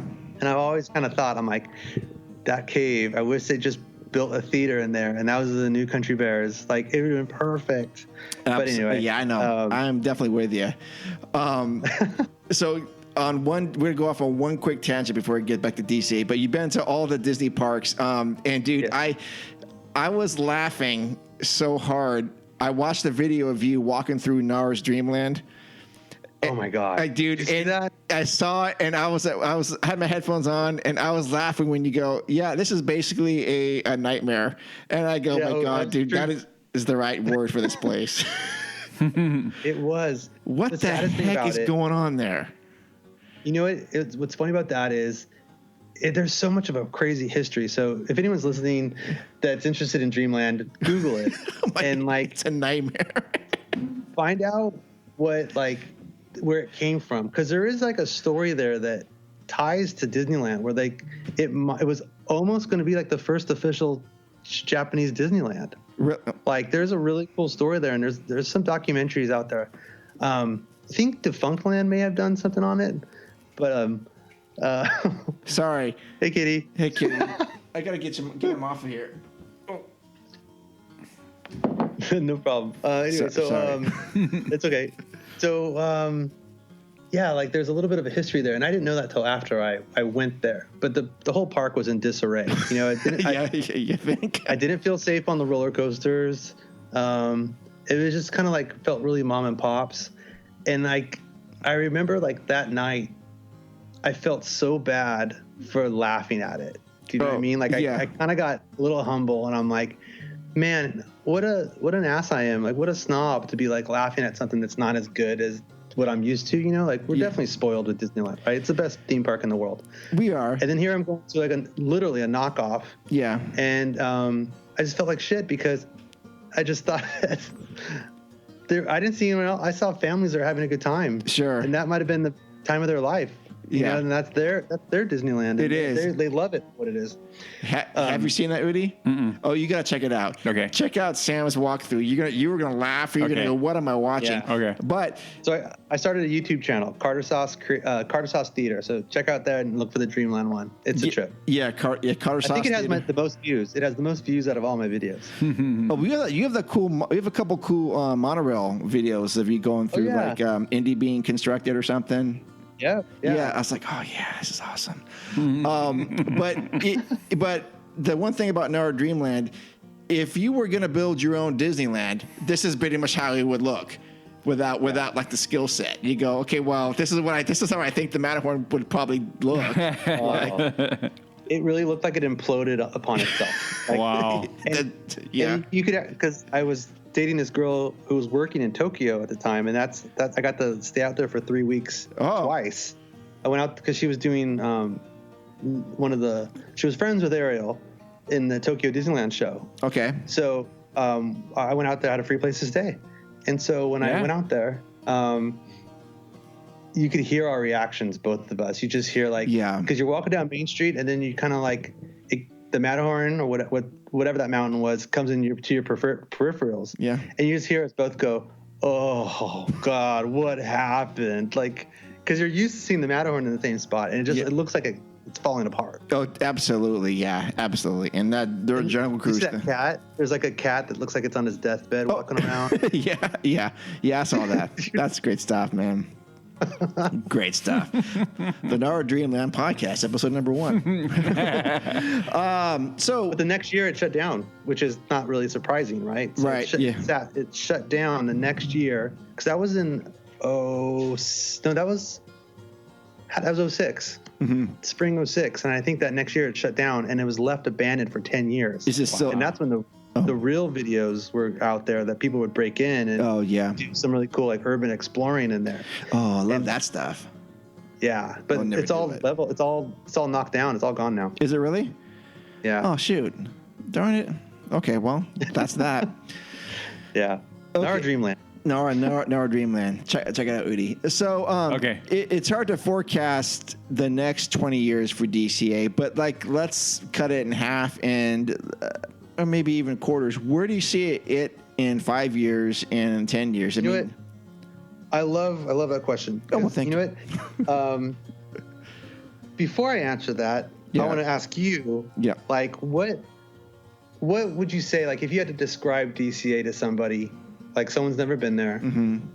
How would you describe it? Because I have a real, like, it kind of clicked when I was working on a project recently, and I'm like, and I kind of went on this huge thread on Twitter about it. But like, how would you describe DCA? Like, what's the theme? What is it, Udi? Right now, I don't think we have one. We've had that talk before that the original concept was kind of like the love letter to California. That has been long gone. Yeah. And right now we don't. I think we have the theme of we'll hold on to part of what we had and then throw the hodgepodge of what we can into IP related with the Pixar Pier. And now Adventure Camp is coming in. I think we have like, okay, what IP can we put in there that we know is popular and people will like, but doesn't fit in Disneyland proper? So that's the way I feel now. There's no real good overall arching theme. You're right. It's not obvious. Yeah. But hopefully I blow your mind with this because I'm ready. Figured it out. Okay, I'm ready. And it all ties back to when they introduced Buena Vista Street for the most part. That's kind of like that's why it was worthy of a rededication. So you have let me go back enough in my head. Main Street USA is Walt's childhood. Yeah. Right? Yeah. We all know that. And then in the 30s, he took a train to LA. He ended up in Hollywood, right? So first of all, now you have California Adventure connected to Disneyland.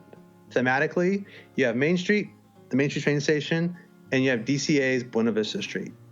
That was very important to connect DCA to Disneyland.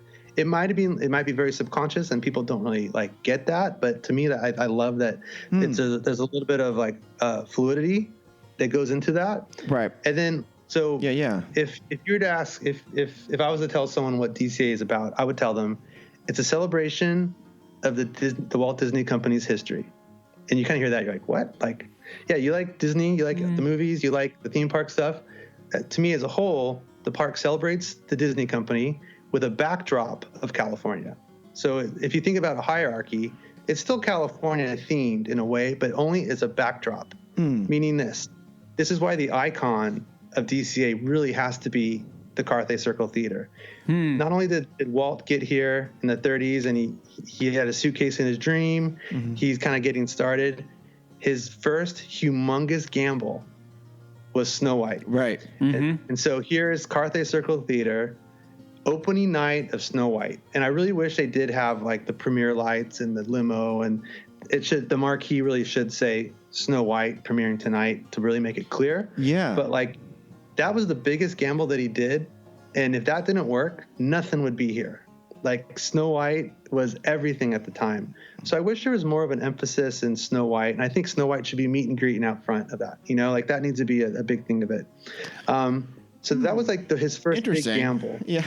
Right? Yeah. I kind of like that. So then you have you have like you have a Walt Disney Land at the doorstep of his second biggest gamble, Disneyland. right? So that ties to it as well. So it's like, so you're kind of going through the Walt Disney Company's history, and it goes all the way up to like even entities that the company purchases after Walt. Right. Pixar is obviously a huge part of the Walt Disney Company. Yeah. So, well, there's going to be a Pixar-themed area with a backdrop of a California pier. Mm-hmm. And that the California part makes sense for Pixar because it's Emeryville, it's Northern California. Yeah. That logically makes sense. And then for Marvel, I wish Marvel was created in California. It wasn't. It comes from New York. However, the biggest character from Marvel, Tony Stark, has a Malibu mansion. Like, he's from California. Yeah. So here's Marvel's main character. Marvel's Mickey Mouse, Tony Stark, is from California. So here's the backdrop of California. Mm-hmm. So that's how I kind of look at it too. It's Disney's California Adventure, or Disney California Adventure. The hierarchy shifted to where it's not California is the biggest word. It's the smallest word now. Yeah. Disney's the big word now. So it's that kind of things too. And I mentioned earlier that, Walt's biggest gambles, it's Snow White and then Disneyland. Yeah. Like, I think like how perfect that it's at the doorstep to Disneyland. Because if Disneyland didn't work out, because that was a gamble too, none of this would be here too. So it's a little far-fetched, but to me that kind of makes sense of why is DCA there. It's a celebration of the company's history. Yeah. That's very Right? insightful. Yeah. It's a little deep. It's deep. It might be hard to apply to like Grizzly Peak. Like, I could probably pull something out of thin air for that one, but like maybe easier when they throw some IP in it. But which I don't mind. Like, I think there should be like a DuckTales overlay or Humphrey the Bear and Ranger Woodlore overlay. That kind of that still plays off of it. And even like with I would kind of like, because I really want to change Condor Flats, or like the airfield area. Uh-huh. Yeah. I really think that should be a Rocketeer area, because if you have you have 1930s LA. Yeah. Well, Rocketeer is from 1930s. Exactly. Put the damn airfield next to it, and that would be great. That is completely themed. It is with an airfield and an air racer. Oh my gosh, that would be great. I haven't thought about that. Oh, yeah. And it's already canon, really, because if it is on Buena Vista Street, you have PV's mailboxes right there. So it makes sense. Holy crap! Yeah, it really does. And this is where I get really crazy, because I was one of my friends. This isn't my idea, but I did think that this part was my want. I'm like, I really wish Mickey and Minnie's Runaway Railway went to DCA, not Disneyland. I don't think Disneyland needs it. DCA needs it. DCA has a lot of catching up to do. They do. To do Disneyland. Yeah. So I'm really hoping that Mickey's Runaway Railway would actually knock down Stage 17, the Monsters Inc. in Stage 12, and kind of like expand back into where that East Esplanade area is. But so my friend's idea was that whole area becomes the Walt's Studios on Hyperion Boulevard with the old billboard and the Mickey thing. Oh. Like they could have recreated Walt's animation studio from back in the day. Oh, geez, yeah. That would have been like the cue for Runaway Railway, which would have been really cool. Wow, that's a very good idea. Yeah. Yeah. Yeah, I have too many ideas. No, you don't. That's awesome. No such thing. Wow. Anyway, that's why, I mean, so to answer your question, where do I think DCA would go in another 20 years? I think it would build off of that. Yeah. They would, let the trees grow a little bit more. I really have a feeling that there needs to be some Hispanic component to DCA. There's such like a big part of California is, that. And then you could combine that with a cocoa area. I was going to go there. Yeah. Exactly. Yeah. I would put it, where Goofy Sky School and all that area. I think that whole area with jumping jellyfish. Yeah. And even maybe Zephyr. Yeah. Level, and that could be like a cocoa themed area. Yeah. But then you have Pixar Pier, and it's still bookended with Cars Land and Coco. It would fit very well right there. Sure. Yeah. I think so too. So I would do that there. I really hope that some kind of phase 2 ride happens for Avengers Campus. The pandemic sucked for everyone, and like it made a lot of the plans change. So we don't know what's going to happen right there for phase 2. Yeah. But I do hope that something huge happens there. Like I want DCA to get an equivalent ride to Rise of the Resistance, but it should be on.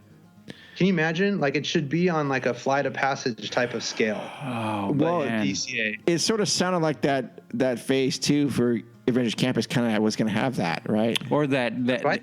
if They got show building. It was huge, right? So it was something massive. Yeah. Because I don't think Guardians of the Galaxy should be the big weenie in that area, right? It needed to be something else that's Avengers as a or something. Yeah, for sure, absolutely.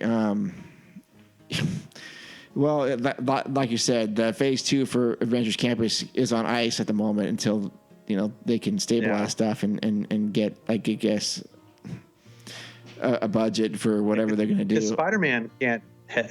That's not Spider-Man. Do you know what I mean? Like Spider-Man is not. Going to be that, and which is interesting too if you think about it, because when you think of a Spider-Man ride, we already know what that is from Islands of Adventure, right? At Universal. Yeah. And that's still known as one of the best rides out there. It's still great. So how do you, just like my artwork, right? How do you do something that's been done, but how do you make it your own? So how do you make a Spider-Man ride Disney? Yeah. I was thinking that you don't try to do an e-ticket on Spider-Man. You try to make it more family friendly. Yeah. Which is kind of funny too, because when they first bought Marvel, I didn't get it. I'm like, why'd they buy Marvel? Like really? Like it was like Star Wars. I understood they had Star Tours, and I had to like convince myself that I'm like, I guess it's the same thing as buying Star Wars.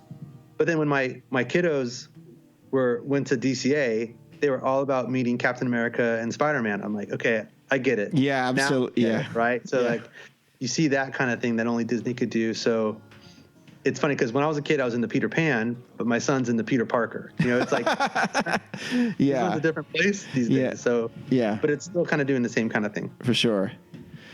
Okay, so that's how we see it in like 20 years. I mean, I don't disagree. It's going to be changing for a while. I'm very curious. Do you think the name will change? The what? I always wonder if the name will change. I think it has to change. I think we've talked about that before, that eventually the name is going to have to change at some level. I don't know to what. I have no idea, because I don't know if we get the full vision. Maybe they'll add an S to Disney's California Adventure. Change it back. Well, I think whatever they do, I think people are going to call it DCA regardless. So if you find another word besides California, like Disney's Cinematic Adventure or something like that. Oh, yeah. Everything's movies anyway. Yeah. And then you still have this like loose undertones of California, but it doesn't need to really necessarily be in the name. Just as long as it makes sense, you know what I mean? Sure. It's one of those things where like, I need a theme park to be cohesive and make sense. Like even like when, let's see, we were talking about, when you have like say Star Tours in Tomorrowland, but you have a Star Wars, like get the toys in the right toy box, like get Star Tours out of Tomorrowland. Absolutely. Like you have a Star Wars one. Yeah. Like if you were to build a huge Song of the South land, but Splash Mountain is way over here, like you wouldn't do that, right? So like, let's get everything to make sense, please. Absolutely. So, yes. I like to think of it with that kind of thing. Cohesiveness going over there. Have you got sense? Yeah. Have you been to Buena Vista Street since they've opened it up? I have. Yeah. How was it? Oh, it was depressing, but the depressing time was when they didn't have any food. It felt really good to be in there the first time. Yeah. And they were still able to, I was able to get my a corn dog from Award Wieners, so I was happy. Yeah. But I didn't wait in line to get into the shops. I'm like, that line seemed way too long. But it was good to be back and just to look at Carthay. Yeah. Yeah. But the second time I went, it was really sad because there's no food, right? And I'm like, it's just weird to go in there and just shop. Like that just there's no soul. Like it's weird. I think food is the soul of the park. That like that smelling the popcorn and the churros and stuff. Like I didn't realize what a big deal what a big component the food is. It's massive, right? I heard that it was they had like a popcorn bucket release day the other day, but they weren't even filling them with popcorn. They were just selling the things. Yeah. Like There's there's still a line for it, I'm sure. there's that van from Onward. You saw that, right? Yeah. Yeah. So they were selling that as a popcorn I bucket. love that van. But they weren't putting any popcorn in it. I want that van. I actually want that van. It's like $20 or something. I would pay for that. I love that movie. Okay, well, I'm sure it's But anyway. still there. Yeah. Okay. So, get the DCA talk. Got the artwork So, talk. you know what I got to mention too? Yeah, That's- no. Speaking of DCA, Yeah. DCA in its 20th. Yeah.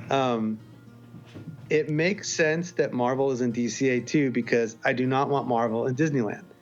Oh, of course. Yeah. Oh, yeah. If you think about it too, like, because some people were saying, "Oh, they should have put Star Wars in DCA." I'm like, "Are you crazy?" We've had Like, that. it's- We've had had that the talk talk, before. no. Have you had that No. discussion? Okay, good. Yeah. Because like, Star Wars is very like fantasy. It's, what's the sign say when you go into the tunnels? You're entering the land of yesterday, today, and tomorrow. Yeah. That's Star Wars. You've just described Star Wars. Like, Yeah. Star Wars is perfect for Disneyland. Yes. Um, but Marvel. and then just- with Marvel just doesn't fit unless you did some kind of playoff Tomorrowland, and it's like from Iron Man 2, they did kind of like a World's Fair type vibe. I'm like, Yeah. you could do that, I guess, but well, didn't they have a? like I said, Tony Stark lives in Malibu, like that's California, so I think it's kind of perfect there. It is. Didn't they have like a Thor meet and greet at the launch bay or whatever? For some reason, it was really well done too, but for some reason, it barely lasted a year. I think they shut it down fast. Well, because it doesn't belong there. Probably is my guess.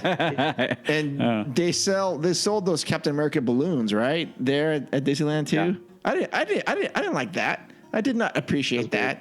Isn't that weird? Yeah, that's totally weird. I do hope someday they eat up that rest of the corner of the block that goes down to Catellan Harbor. Like, sorry, Candy Cane Inn and 7-Eleven. Oh yeah. Mm-hmm. Get out of here. Yeah. But I did hear that that's like the most money-making 7-Eleven in the world. So I don't know. I believe it. Oh my gosh. Yeah. Yeah. I believe it. Oh my gosh. But I think it'd be nice to expand back further that way behind Cars Land, because I mean, Cars Land is Tokyo Disneyland good. Do you know what I mean? Like, and it's funny that when I first opened, I think that DCA has actually something that's Tokyo good. Oh. So, it really elevated the park, and World of Color is fantastic. Yeah. They've really fixed a lot of what was wrong with DCA 1.0. Like, basically it's the assumption was, let's just make it hip and edgy. Yeah. Which was terrible because like now they've changed it to different eras. Like it's when Walt arrived in LA, not LA today. Like who wants to go see LA today? No, not me. Yeah, I don't. I'm good. I grew up down there. I don't want to. Yeah, I'm good. And I don't necessarily believe that it's true when they said that, we're going to build the fake Golden Gate Bridge so people don't see the real one. Or, you know what I mean? Like that mentality. Oh yeah. If it was said, I think it was done like tongue in cheek. Yeah. I don't really think that they meant that because that's really ridiculous. That's really but I think ridiculous. people ate it up because the park was already weak, and like they were hearing that, and they just it just snowballed into this bad publicity, and they really didn't even know how to advertise it. DCA 1.0. Like if you remember the ads for it when it first opened, they didn't. They weren't. There wasn't a billboard on the 5 freeway for Soarin' or Screamin' or Grizzly. Yeah. No. The billboard was a picture of Buzz Lightyear looking over like a pervert, like looking over bushes with some binoculars. That was the ad. That's right. That was the ad for California Adventure, and you're like, but what the hell is the park about? That's one thing Florida does well too, is they have like such great billboards for just individual attractions. Yeah.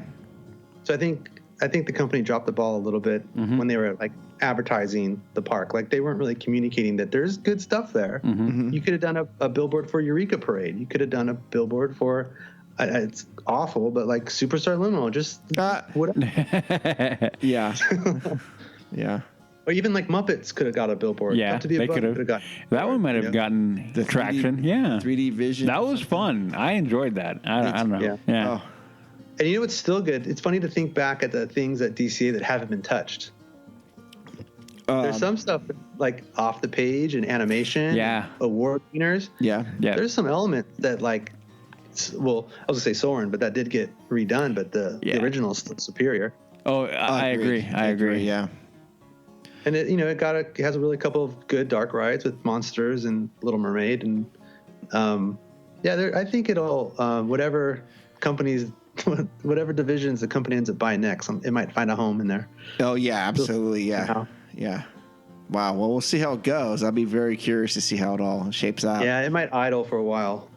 It might, but yeah, I mean, let's get Avengers Campus going and breathing and expanding, and then we'll see how things go from there to see if it encroaches around to where Monsters Inc. is. Yeah, we've been wondering what will be the demarcation line where we're going to go here and no further, and then really if depending on where that line is, how much it'll impact the rest of the park going forward.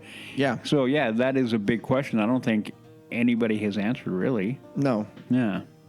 Well, what I'm really hoping for with Avengers Campus is that here you have modern day, the PIM Test Kitchen and the Guardians of the Galaxy, Collector's Fortress there, and whatever Phase 2 is going to be. But this whole campus is literally like next to Hollywood, a 1940s Hollywood. Right. So give me Agent Carter, give me Howard Stark, and give me Captain America from the 40s. Like you could have that really neat bleed in. So I love when lands are next to each other and there's like a smooth transition of theme. For sure, yeah. So that's a really cool way to do it. But I could picture something, even just like a little nod, like an old 40s car with Howard Stark's wallet in the dash, something like that would be really kind of cool. Yeah. Or even an ad, a 40s ad that looked like one of his those military shows. I forget what they call it, but like the Captain America type of shows. Or you could you could do one with Howard Stark with the car with the anti-gravity that could do that too. Oh, that'd be so cool. Yeah. Oh my gosh. Oh yeah. Yes. But I do think depending on whatever happens with Harbor Boulevard and the Eastern Gateway, it's, for the most part that's dead. Yeah. But that tram turnaround area will eventually be part of DCA someday, I think. Right. So. Oh yeah, I think it will be. I agree. It could be a really large show building right there. It could also actually be a hotel, to be honest, with another entrance into DCA. DCA right there, Hollywood. But so I think the backlot area of Hollywood, Muppets, Monsters, and Stage 12, I think that's going to get reimagined in the next 10, 15 years. That's going to be something different. I would agree. And speaking of hotels, they got to do something with Paradise Pier Hotel. Like, there is no Paradise Pier. Why is there a hotel for it, right? Yeah. Oh yeah. So when I was at Disney World last week, I was walking around the Boardwalk Hotel, and I love the Boardwalk Hotel. I tweeted about this too, where I was taking pictures of these like really cool paintings of like I saw the those. Boardwalk, like in the heyday, right? Yeah. So I was picturing basically expanding this hotel into DCA, and there's a bridge that goes across Disneyland Drive. So you kind of re-facade the Paradise Pier Hotel, and then you build another section of it in the park. This doesn't work with that Coco idea right there, but you could really expand the hotel into the park there too. Yeah. And do something really neat with they have even better views of World of Color right there too. Oh, geez, so you're right. There's so much they can do there. Yeah. Absolutely. Wow, there's never going to end with the imagination at DCA. Right? Oh, I know. I mean, that is one positive you can take from that, being that you, for lack of a better way to describe it, the constraint, I think we've talked about it before, over in DCA versus Disneyland is completely different or removed at one level. Sure. I mean, the fervor of people that when you change something in Disneyland, I mean, people lose their mind for a bench being moved. Yes. And DCA, they're kind of like, well, okay. That's right. I mean, even we do it here, yeah. Yeah. Yeah, I agree with that. Yep.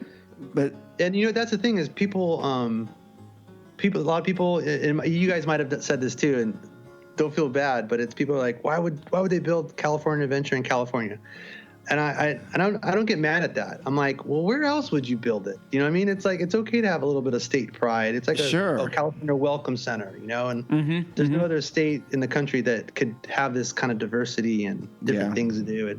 But like what the importance of the state to the company is why I tie it back to that theme too, the whole park, right?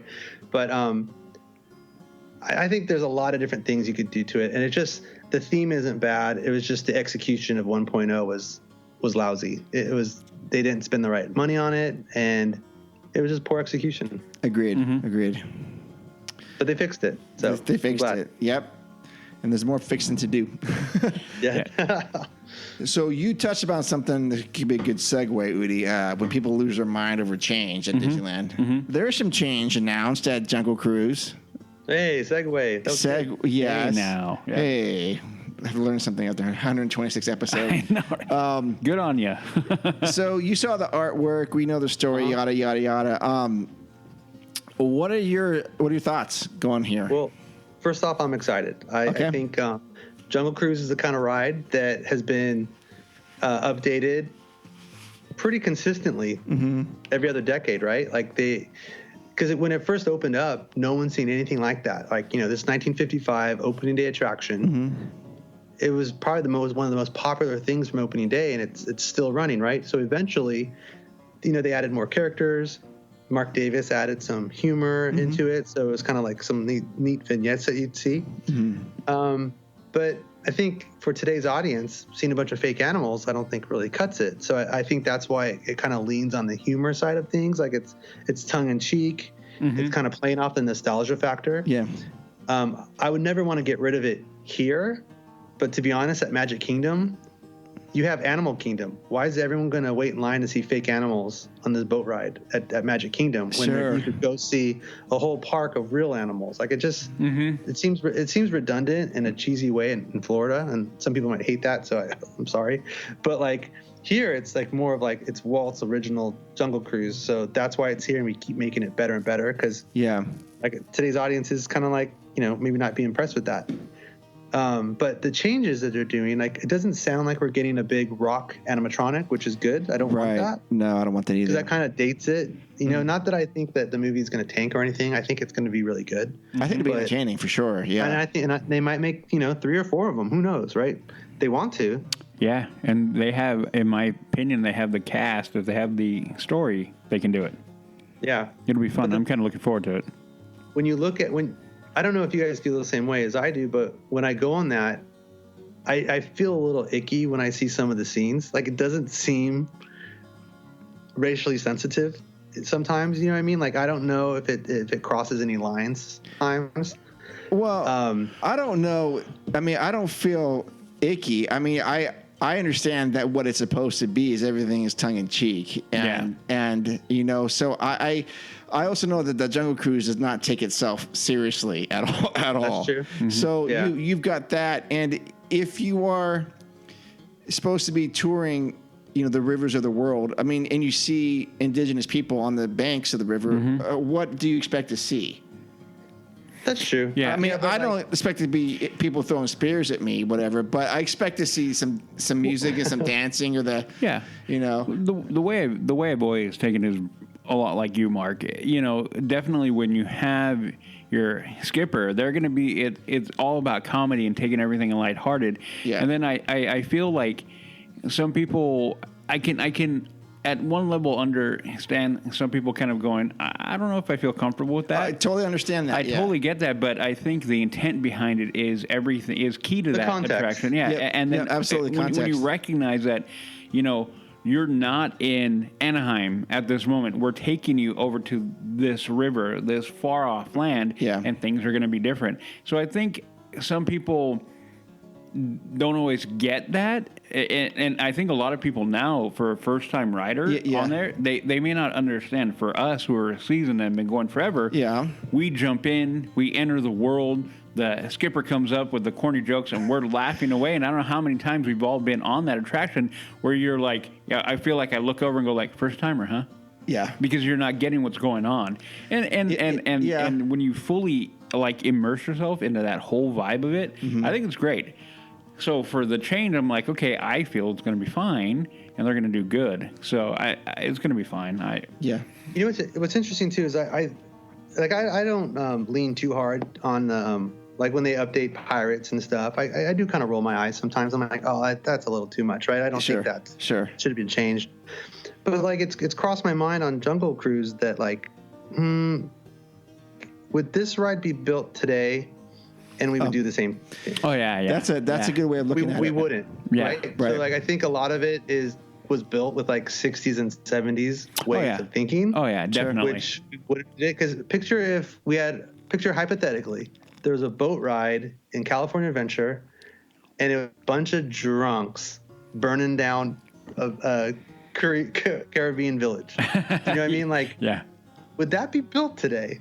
No, of course not. Like, if you look at pirates, they're wasted. They're completely, out of mind right now, and they're.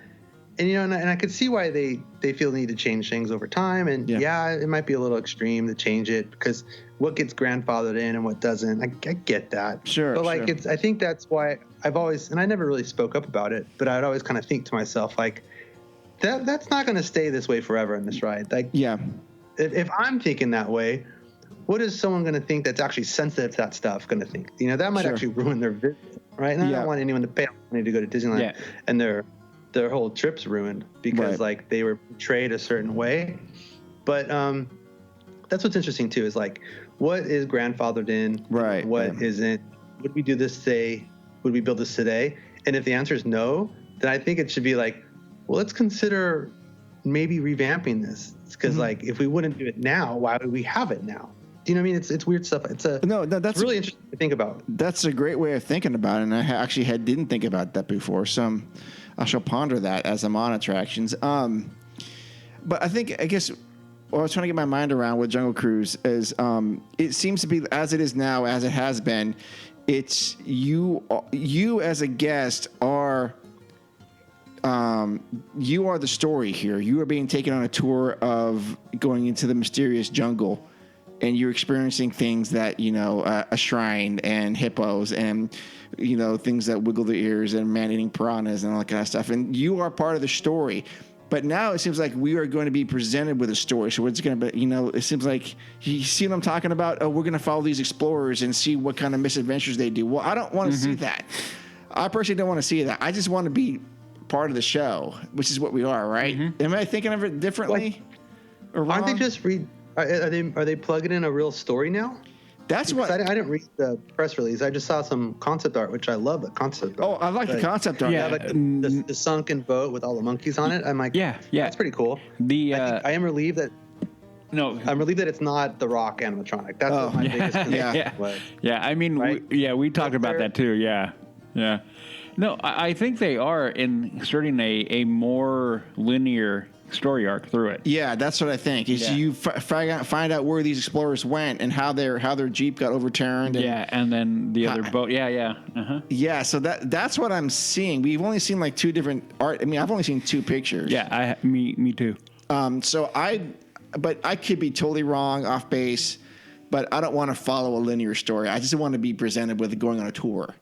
You know? Yeah, and what's funny is when I go on the Jungle Cruise too, and when the skippers are like on purpose, very cheesy with jokes and it's all puns and stuff, and it's almost like it's a classic tradition now where you expect it to be cheesy. Oh yeah. I don't even feel like they try to make it feel like you're going on a safari, like especially like when they come back and they're like, and now for the most dangerous part of the trip, return to civilization and the California freeways. Yeah. It's like they know they actually kind of nod that it's a theme park ride. Mm-hmm. You know what I mean? Like that's part of the hokiness is that look at these animals, like they're not even moving. Like their feet are cemented to those monkeys' feet are cemented to the rocks.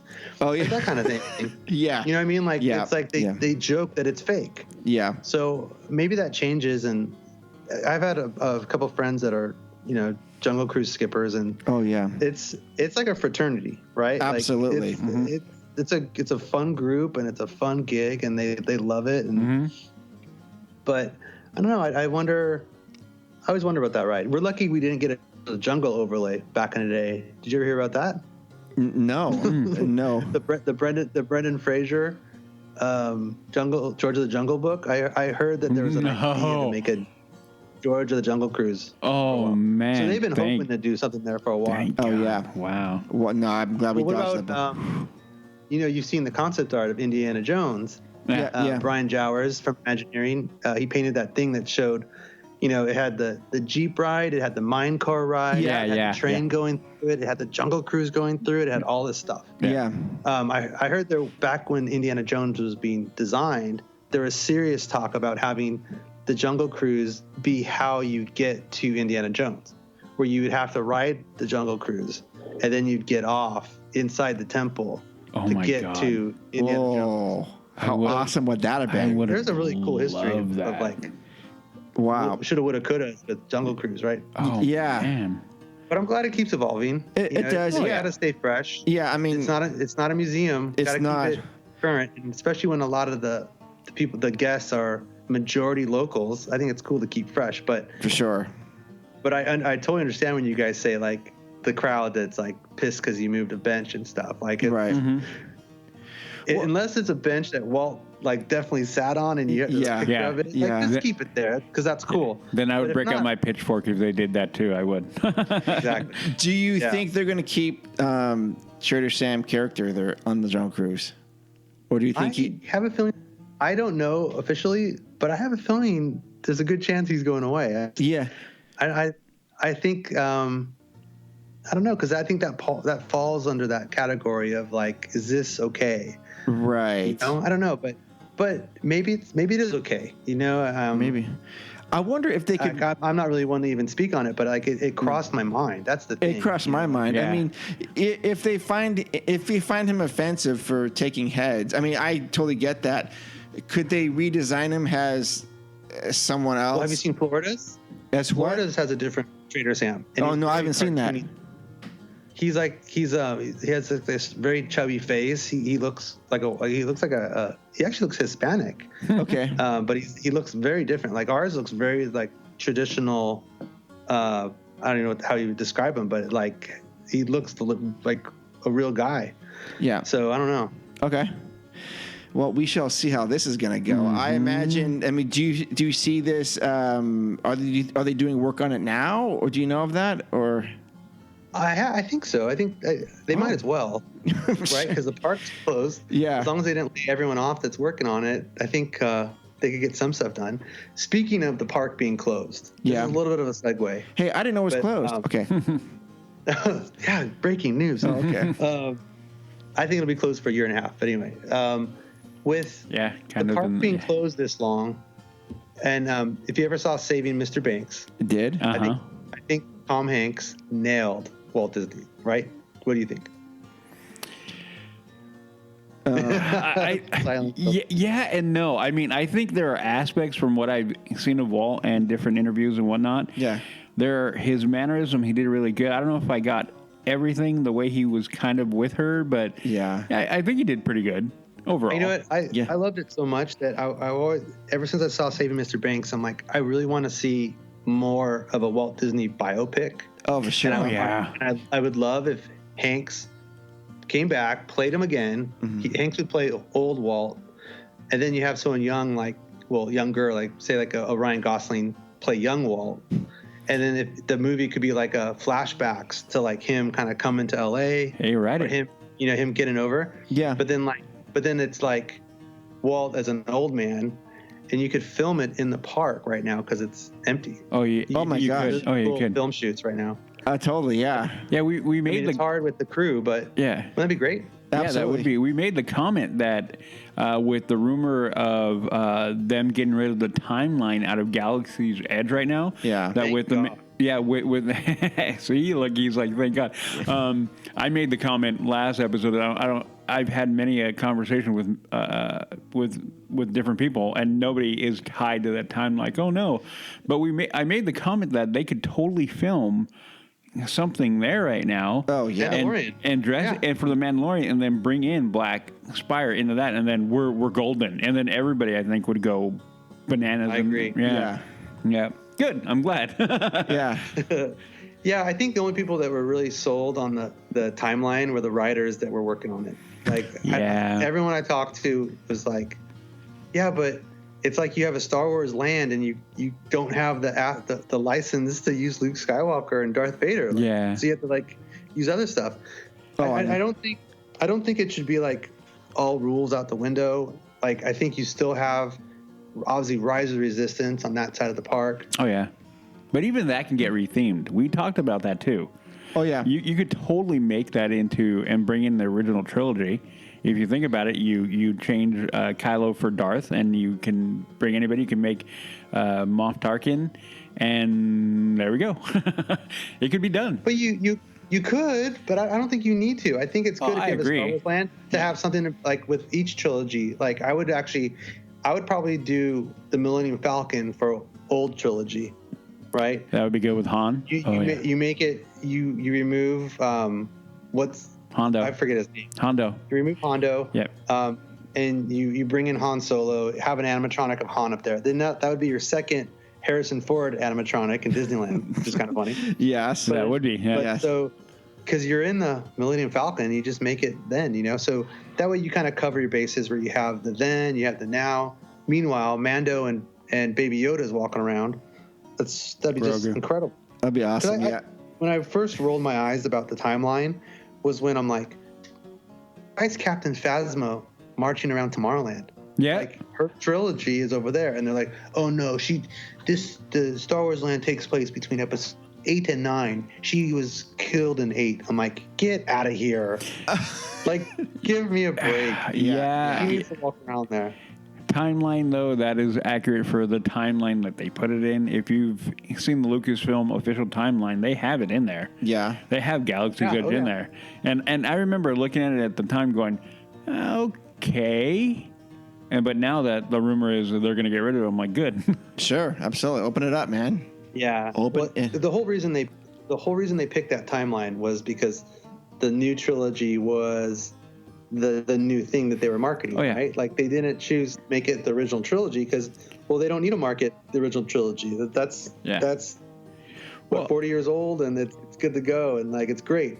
But like they need to market the movies that are coming out, which have already come out. So if Mandalorian is the biggest thing they need to promote, guess what? They're going to throw the rule book out, and now it's set in Mandalorian. Yeah, there is that rumor mill though, and that one of the main when they originally envisioned the land that it was going to be kind of they had it worked out where they could have everything from original, prequel, and sequel trilogies, and that with the certain push of a certain producer high up in Lucasfilm, Kathleen Kennedy, that she kind of did that. Like, no, we have all the new movies coming out. We have a bunch of things that we have planned, so we need to kind of form it in that world, and hence why we got what we got. I don't know how accurate that is, but looking at it, you kind of go, okay, I can see that. It isn't a stretch of the imagination to go, yeah, that is probably right. And then now that we have Mando, the Mandalorian, and that is like blowing up to mass appeal, Disneyland is going to have to capitalize. And I think it's the start of the new, I don't know, it's a start of what they always hoped they would get out of the new trilogy, the sequel trilogy, right? There's this excitement and buzz that they never really got, but they got it from this. So I think they maybe what's good about it is they're not leaning too hard on the Skywalker family. Right? Yeah. They're like, there's other cool stuff that's out there. It just feels like the original trilogy. Yeah. Where the prequels and the sequel trilogy did not feel like the original ones, but this one does. Yep. And, part of that's just because everyone loved Boba Fett, and this guy looks like Boba Fett. But and then all of a sudden Boba Fett shows up, and then you tie it to the Rebels or whatever else, Clone Wars, and then you have all these other characters that people love that are showing up. Right. Like Rosario Dawson was amazing. Oh, how great was that? That was great. Yeah. Oh my God, I watched that episode this morning. What'd you think of Luke? That was a cool surprise. I'm glad that wasn't spoiler.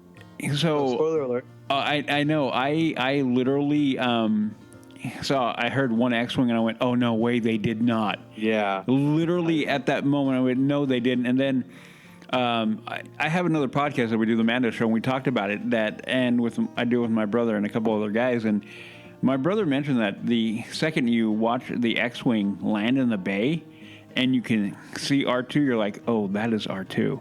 And I was like, it was I didn't over notice from R2. Yeah, I didn't notice R2 either. Yeah, you can't go back now. Go back and watch it. You're gonna see him coming in, and you're gonna like, that is R2. And See, that was some good feels. oh yeah, oh R2 walked up, and R2's looking at Grogu. Yeah. Just like, oh yeah. you serious? I know. I thought the CGI was good. It was good. But like, I thought for sure it was going to be Samuel L. Jackson. Oh, was going to yeah. survive and like show up or something. I Oh thought it would no, be someone like that. I didn't expect it to be Luke. Oh yeah, no, we had so many theories going into it. Again, on the other show, and we talked about. I don't know how familiar you are with Rebels, but yeah, we had so many things. But anyway, without going off on that tangent. Yeah. Yeah. Yeah, so stoked about that.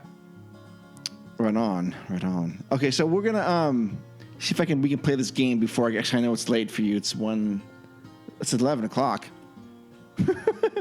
Yeah. Oh, okay. So let me see if I can do this on my do it. iPad here. Are you gonna tell them what we're doing? Well, I need to. How do I minimize I have no idea, man.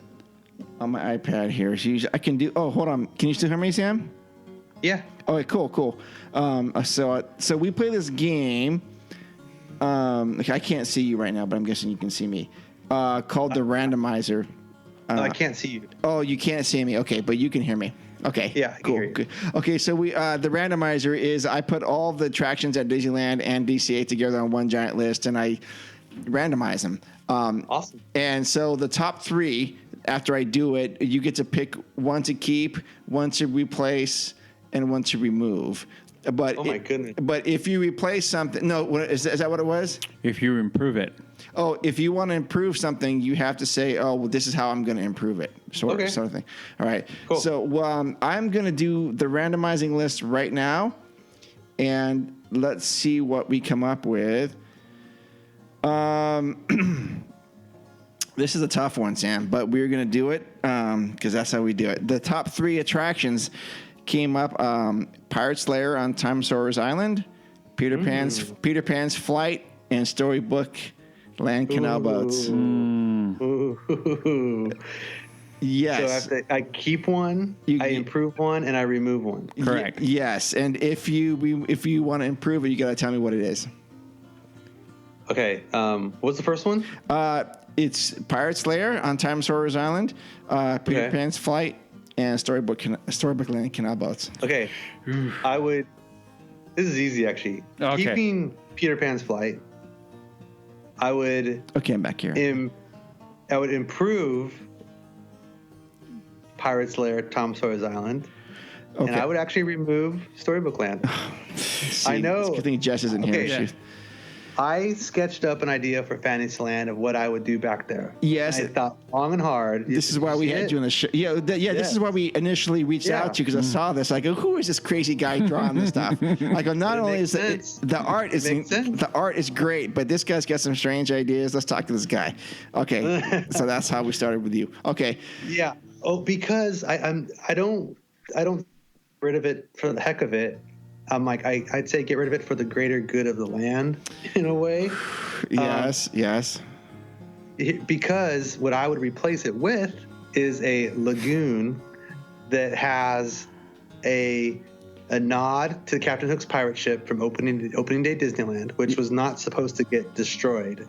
They tried to move it, and they couldn't move it, so they had to destroy it. Right. So we bring that back, a replica of an opening day Captain Hook pirate ship. But you have this small lagoon where I would do like a tribute to Monstro that rises up out of the water and then goes down. So you can still kind of see him in a way. Yeah. Mm-hmm. But then you could do some fun stuff on that map that I had on the part of this lagoon that was basically the loading area of Storybook Land, close to Teacups. I had like a small Alice type of hedge maze area. So it kind of enclosed a little mini Alice area with the Alice Dark Ride, Teacups, and a little maze area. Yeah. Like Disneyland Paris has. But that brings back Skull Rock and the pirate ship and whatnot. Right. And then you could, because this goes all the way back to where the theater would be, right? So you have a pathway that connects. Dumbo stays, but you have this pathway that goes from like the left of Dumbo around that way. And then using up the space with where Fantasyland Theater is and the whole area, like where the Skyway Station was, going all the way back to where the Galaxy's Edge entrance is. That's a big chunk of land right there. It's massive, yeah. So So I was thinking like you either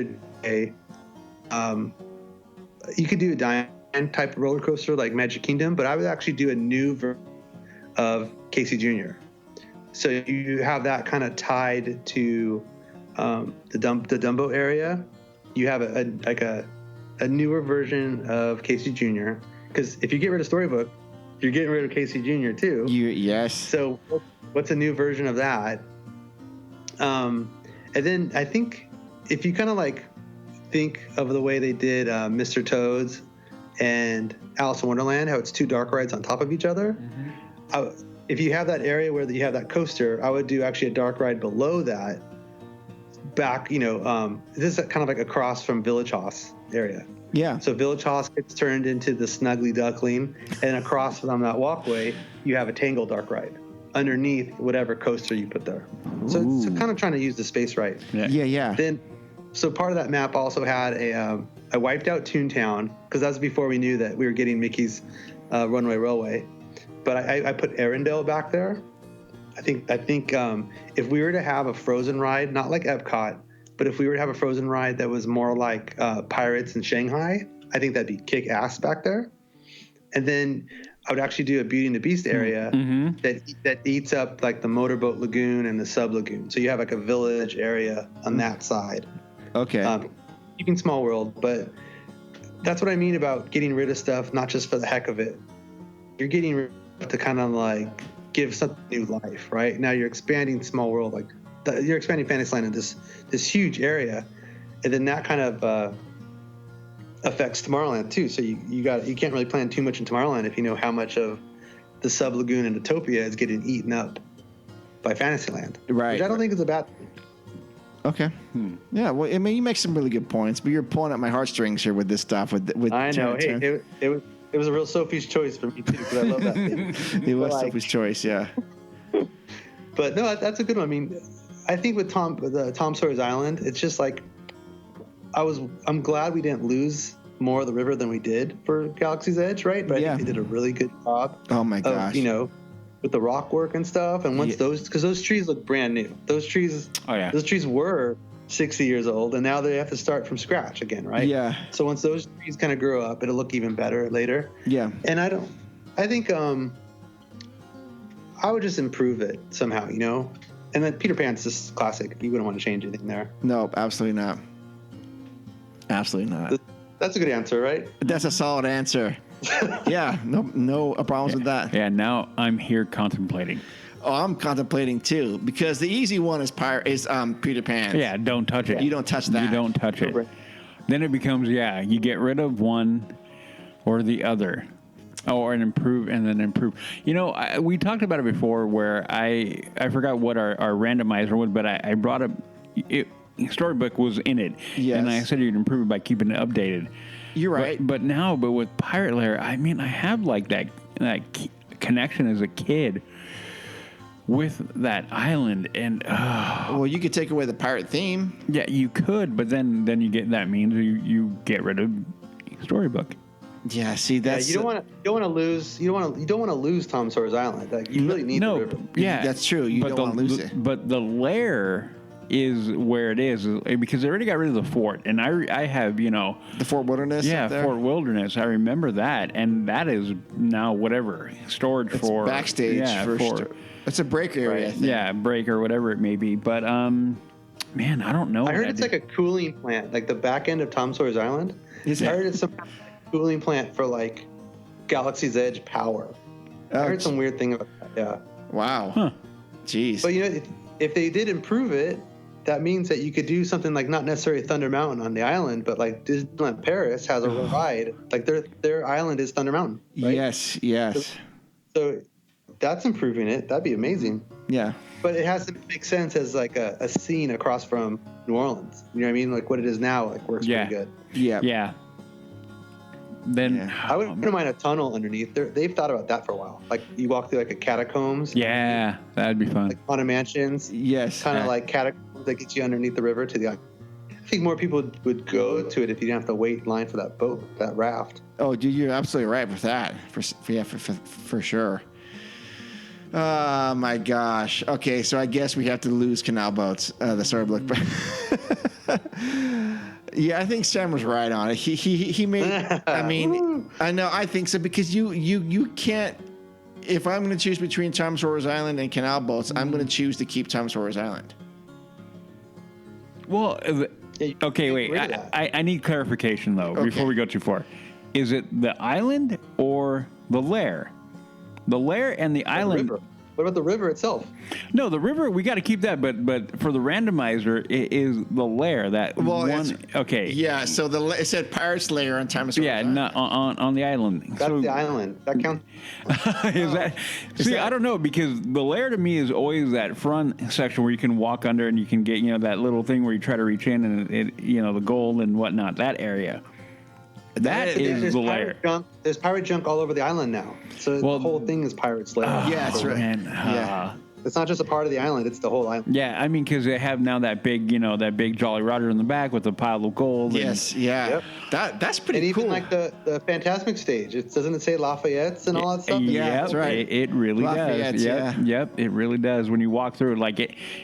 While we're on the tangent, anybody who has not been on there, go out there and take your time, and you will find so many cool Easter eggs. Take your time. On Tom Sawyer's Island. Oh yeah. The one thing I did find was that I'm way too big to be crawling around those caves, man. Yeah, I know that was kind of funny. I get freaked out in there. That was kind of fun. I know, right? I feel like I'm gonna get. I didn't think I was claustrophobic till I walked through that. I was like, yeah. I have no problem. I mean, yeah, I'm good. Good times, then I guess I'm gonna have to agree. Yeah. Yeah, I have to agree. Yeah. Sam, you're right again. Yeah, you're right. He's like, point, Sam. All right. It's the only time I'm ever right. Disney nerd talk. Yeah, nothing important I'm right about. But this is for sure. Right on. Awesome. That's a good one. Yeah, well, thanks. Yeah, that randomizer is always kind of fun because we have some pretty good discussions as to what's important and what's not, and then there's always some good bickering, which is good. But I think you're right on this one. I think you got to just get rid of Canal Boats. Because even though when you look at the Fantasyland dark rides, I wouldn't get rid of Mr. Toad just to get rid of it. No. We want to keep it. It doesn't make sense to get rid of Mr. Toad because you're not going to plug in you're not going to put a Tangled dark ride where Mr. Toad is. Can you imagine where's the queue going to go? Because that's obviously going to be crazy popular, and today's crowd is going to see a brand new. It's like those rides are grandfathered in. We're used to them being small and not cardboard cutout, but they are a little hokey. Those are old school dark rides that to see a new movie that's CGI of all things done in that format. I think it would rub people the wrong way and think this is crappy. Disney did this. That's why you have to do for Little Mermaid's dark ride. It got a lot of heat. What is this? People were kind of crapping on it. Yeah. I'm well, we didn't grow up with it. It's a new thing. We grew up with those dark rides. Yeah. So I'm really curious to see what they did with Snow White. Tim. I'm so looking forward to that. The concept art looks great. Yeah, I think it makes sense because I have 3 little ones too, and they get scared to death on that thing. I get it. Yep. There's a reason why that one's a walk-on, and the other ones aren't. Yeah, that's true. People. I will say this: people always say that Peter Pan is the best Fantasyland dark ride. I think if it's Alice in Wonderland. That's the coolest dark ride there.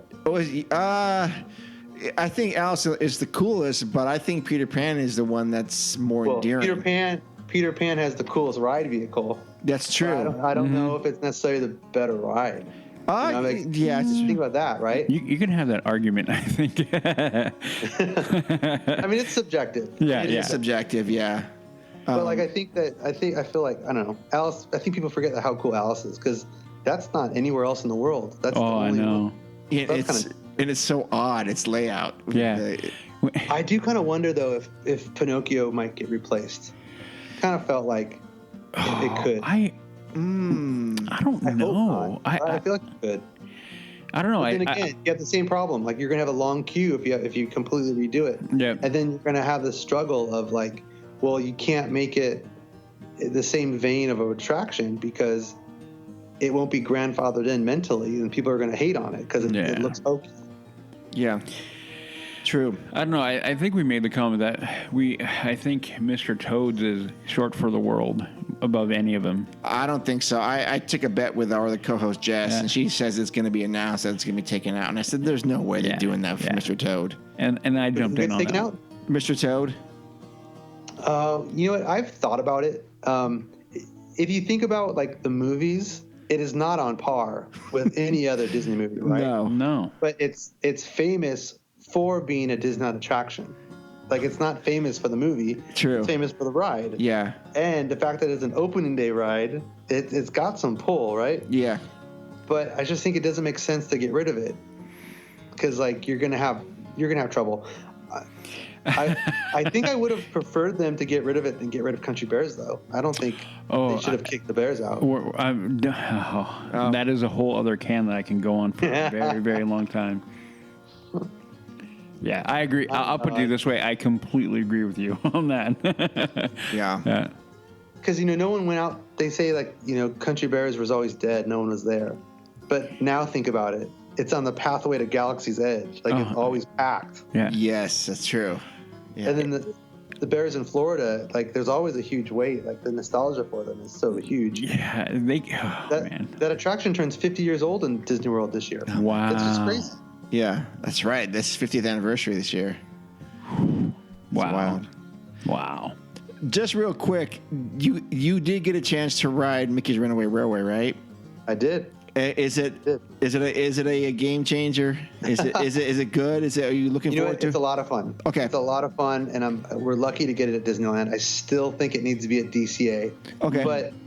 But here's the thing: if they're going to put it in Toontown, that's a different looking Mickey than we're used to in Toontown. Mm-hmm. Like there's like a scenic style guide to those cartoons. Yeah. That I think you need to like repaint the land to reflect it. Do you know what I mean? It's like textures. Yep. Mm-hmm. Yep.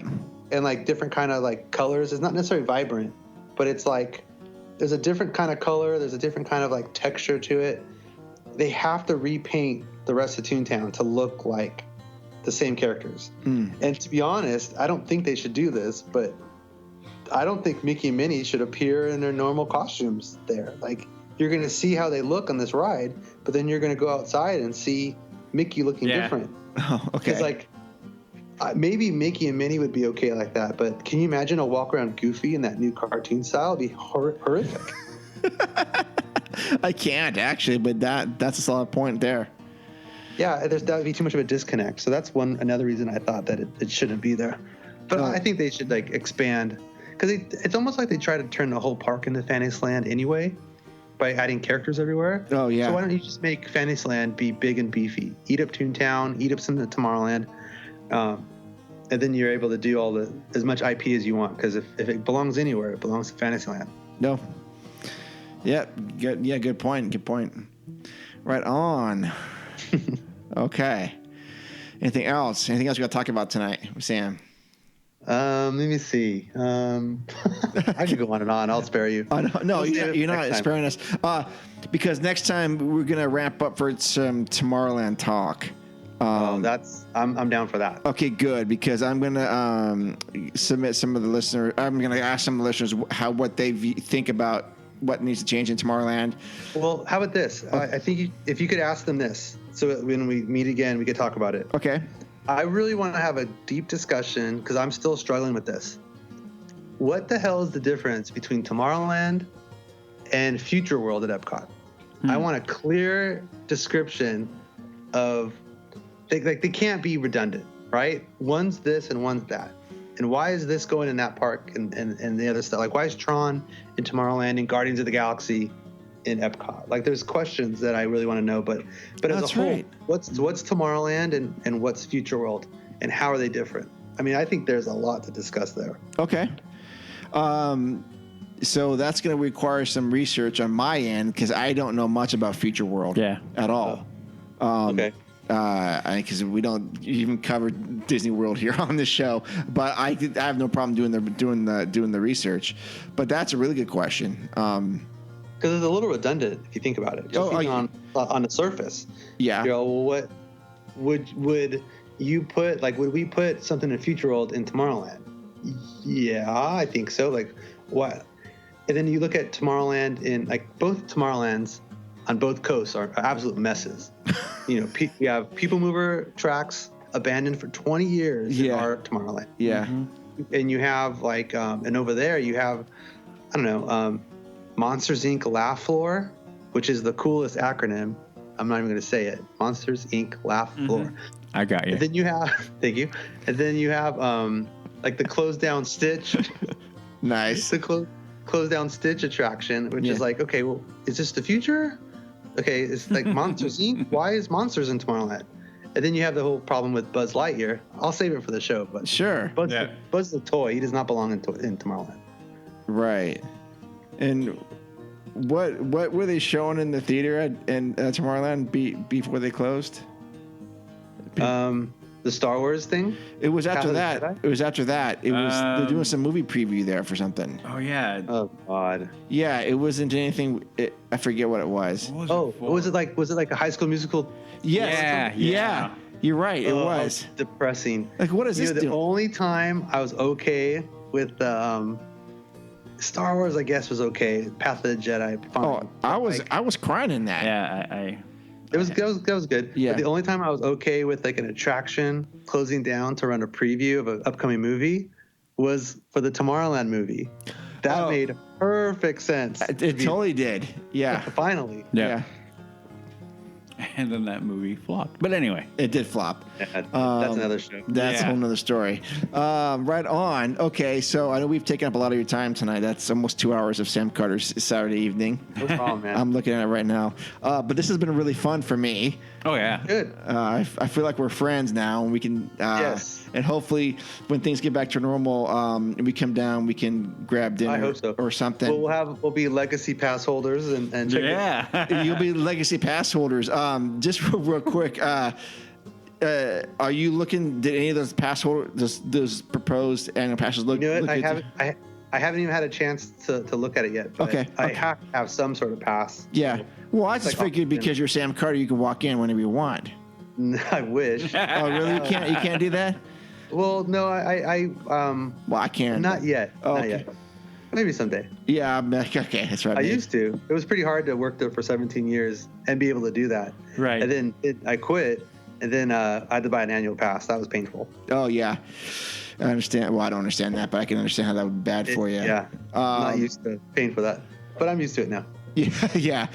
So I'm looking forward to seeing what new versions come out and seeing which one works for me, because I do plan on getting one. Mm-hmm. But I want something that allows me to not have to plan so much. I just want to kind of be a little spontaneous if I can, and I don't know if that's going to be an option. Well, for you, that's great because you're 7 miles from the park. For us, we do have to plan because we're like 7 hours away from the park. So, wow. Yeah. Yeah. I know. Wow. How can you even live? Yeah. It's depressing. Like, we see the Matterhorn like off the 5, and we're just like, I can't believe Disneyland's just sitting there. It's just so depressing. Oh, yeah, that would be rough right now. I would have a tough time with that right now. Do you ever see like random lights shoot up from there, like at night? No, nothing. Dead. It's deader than dead right now. It's all dark. For the most part, I think they might have been testing some stuff on Screamin'. Sorry, Incredicoaster. Yeah. Oh yeah. I think they might have been testing some stuff there, but I'm actually more concerned with the animatronics. I heard something while I was in Florida because their parks were closed for 2 months. Yeah. Our park's probably going to be closed for a year and a half, right? So the animatronics were really busted after 2 months. Like oil leaking and just not working. Even like Carousel of Progress, I heard that they can't even turn it off because those animatronics are so old. If they turn it off, they won't work again when they turn them on. Oh, wow. Because they're so old. From 64, right? Yeah. So with ours, think about Pirates and Haunted Mansion. All these animatronics are so ancient. Yeah. Holy crap. I don't think they're running still. I think they've shut them all off. Yep. And then I have to ask the question, did they lay off all the people that would know how to fix it? Like, I'm sure there's a skeleton team there to keep things good, but like, I'm just really concerned. When it opens, I think the animatronics are going to have a hard time.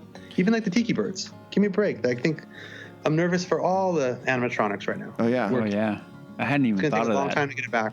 Yeah. It's a big deal. Didn't even think about that at all. Sad, isn't it? Yeah. It's really It's sad. totally Really, sad. Yeah. really. Way to end sad. the show on a bummer note. A bummer note. Yeah, Disneyland. I can't wait. Yeah. It'll be good. I We'll be just want good. people to get back to work. That's all. That's the main thing, and that was one of the things that I heard that they just asked like about 250 cast members to Yeah. come back for great. for food and stuff. I think that's awesome. Baby steps. Yeah. Yeah. As long as you can do it healthy, stay healthy. Sure. And Yep. whatever. It Yep. won't get anyone sick, but Of course. see Florida being able to operate somewhat efficiently, and I was there for 2 weeks, talking to 100 people, and I luckily I'm okay, but Yeah. like I'm lucky. I don't want to write off any concerns about the virus. Like it's Sure. awful, Yeah. but like it's sad to know how many people got laid off Mm-hmm. because the parks can't be open. But then I just spent 2 weeks at Disney World, and everything open. Yeah. And everyone's just wearing a mask. Yeah. And everyone's wearing it correctly. There's a message that goes on every 10 minutes that says, "Please wear your mask, covering your nose and mouth, or we're going to ask you to leave." Like, Oh. they're not messing around, right? Right. Yeah. Crazy. Crazy times. Yeah. It'll be back. It will be back. soon. But Yep. Oh yeah. it kind of gives us a new appreciation for it. Don't you think? Oh. Oh, for sure. Absolutely. Yeah. Absolutely. Yeah. It totally does. Yeah. I mean, just the videos I've seen, and of course you've experienced it firsthand when you're walking just by the Esplanade and the background is just going. It gets me. Like, man. Okay. I want to go over there into the park and It's surreal. It's Yeah. like it's one of the things like when you go there and you can see the gates closed and it's like daytime. You're just like, what happened? Like you have to remind yourself. Like, is that? Yeah. It just you're reminded of what a mammoth, global event we're dealing with. You Yeah. know, and like I make sure to take pictures of my kids in front of Disneyland with their masks and just like, hey. So like they're gonna be growing up and go, remember when Disneyland closed for a year and a half? Like that's a big deal. It's a major deal. Yeah. We used to say like, oh, they've only been closed on when JFK died and 9/11, Mm-hmm. Yeah. and now it's like a year and a half. Yeah. Yeah. Crazy. times. But we will celebrate soon down there, man, with you. Yeah, Everything's I'd be happy to. awesome. Yeah, definitely. Awesome.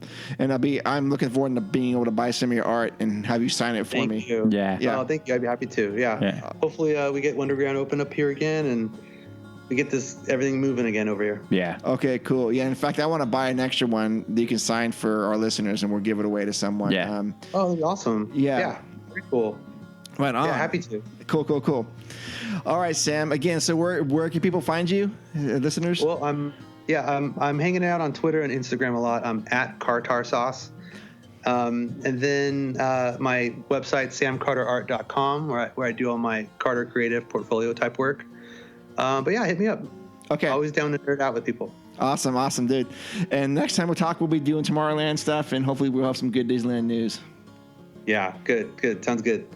All right. Awesome. Hey, thanks, guys. Have All a right, good night. all right, man. All right, Thank you. too. Thank you so much for your Right. time. Good night. You're welcome. All right. See you later. All right. Bye. All right, listeners, how cool is that? We spent an extra extended remix time with. I know, right? It's the extra dance mix with Sam Carter. Yeah, we haven't talked to him in a little while. It was good to catch up. It was very cool Yeah. to catch up. I feel like we're just, like I mentioned, as you heard, he feels like he's a friend of ours now. Mm-hmm. We can talk, and we'd love to hang out with him. Looking forward to that. And the next time we go down there, and hopefully we can connect with him. Yeah. All right, so just real quick, last time, we are part of the Disney Family Podcast Network, and they're doing a promotion right now, a special thing where you listen to all the shows within the network. You put together a secret phrase, and we each have a word. Tonight, for this episode, our word is 2021. 2021 is our word. So it's a part of a sentence or something. It's more than one word. Okay, yeah. There's four digits then. Okay. Okay.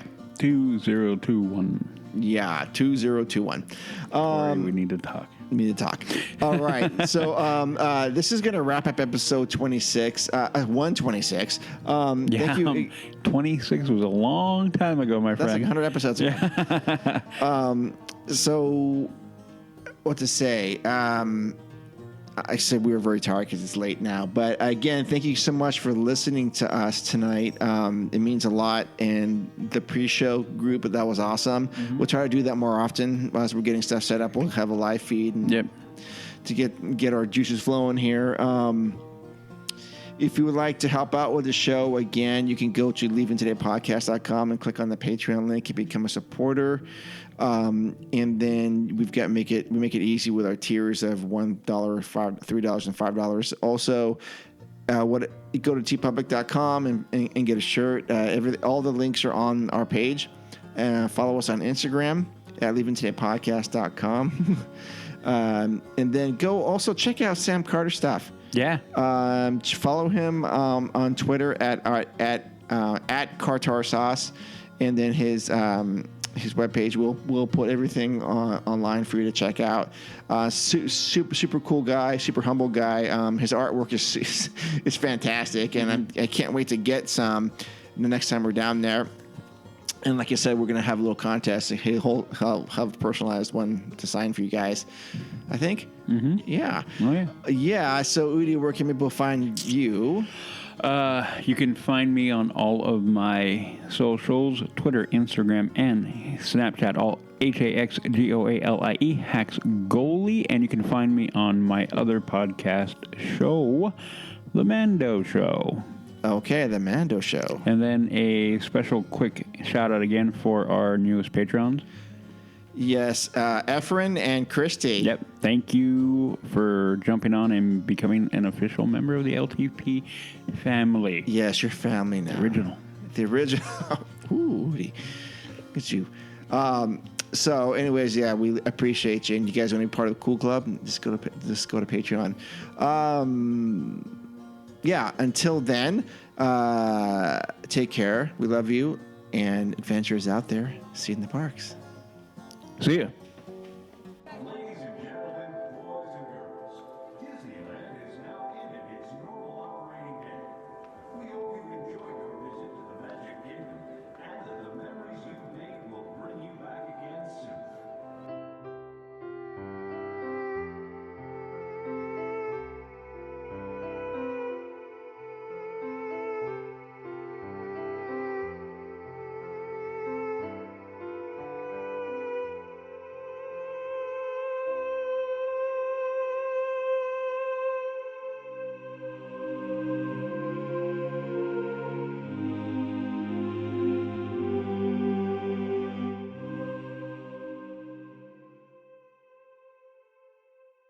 Why are you throwing up? You trying to eat all your food before your sister does? Now you can eat that. It's too short, Udi. It's too short. It's too short. Okay, we're back to the news. Oh, yeah? Okay, hold on. I gotta drink more. Okay. Drink your... What are you looking at? You are out of control. Out of control. Do you need to get that?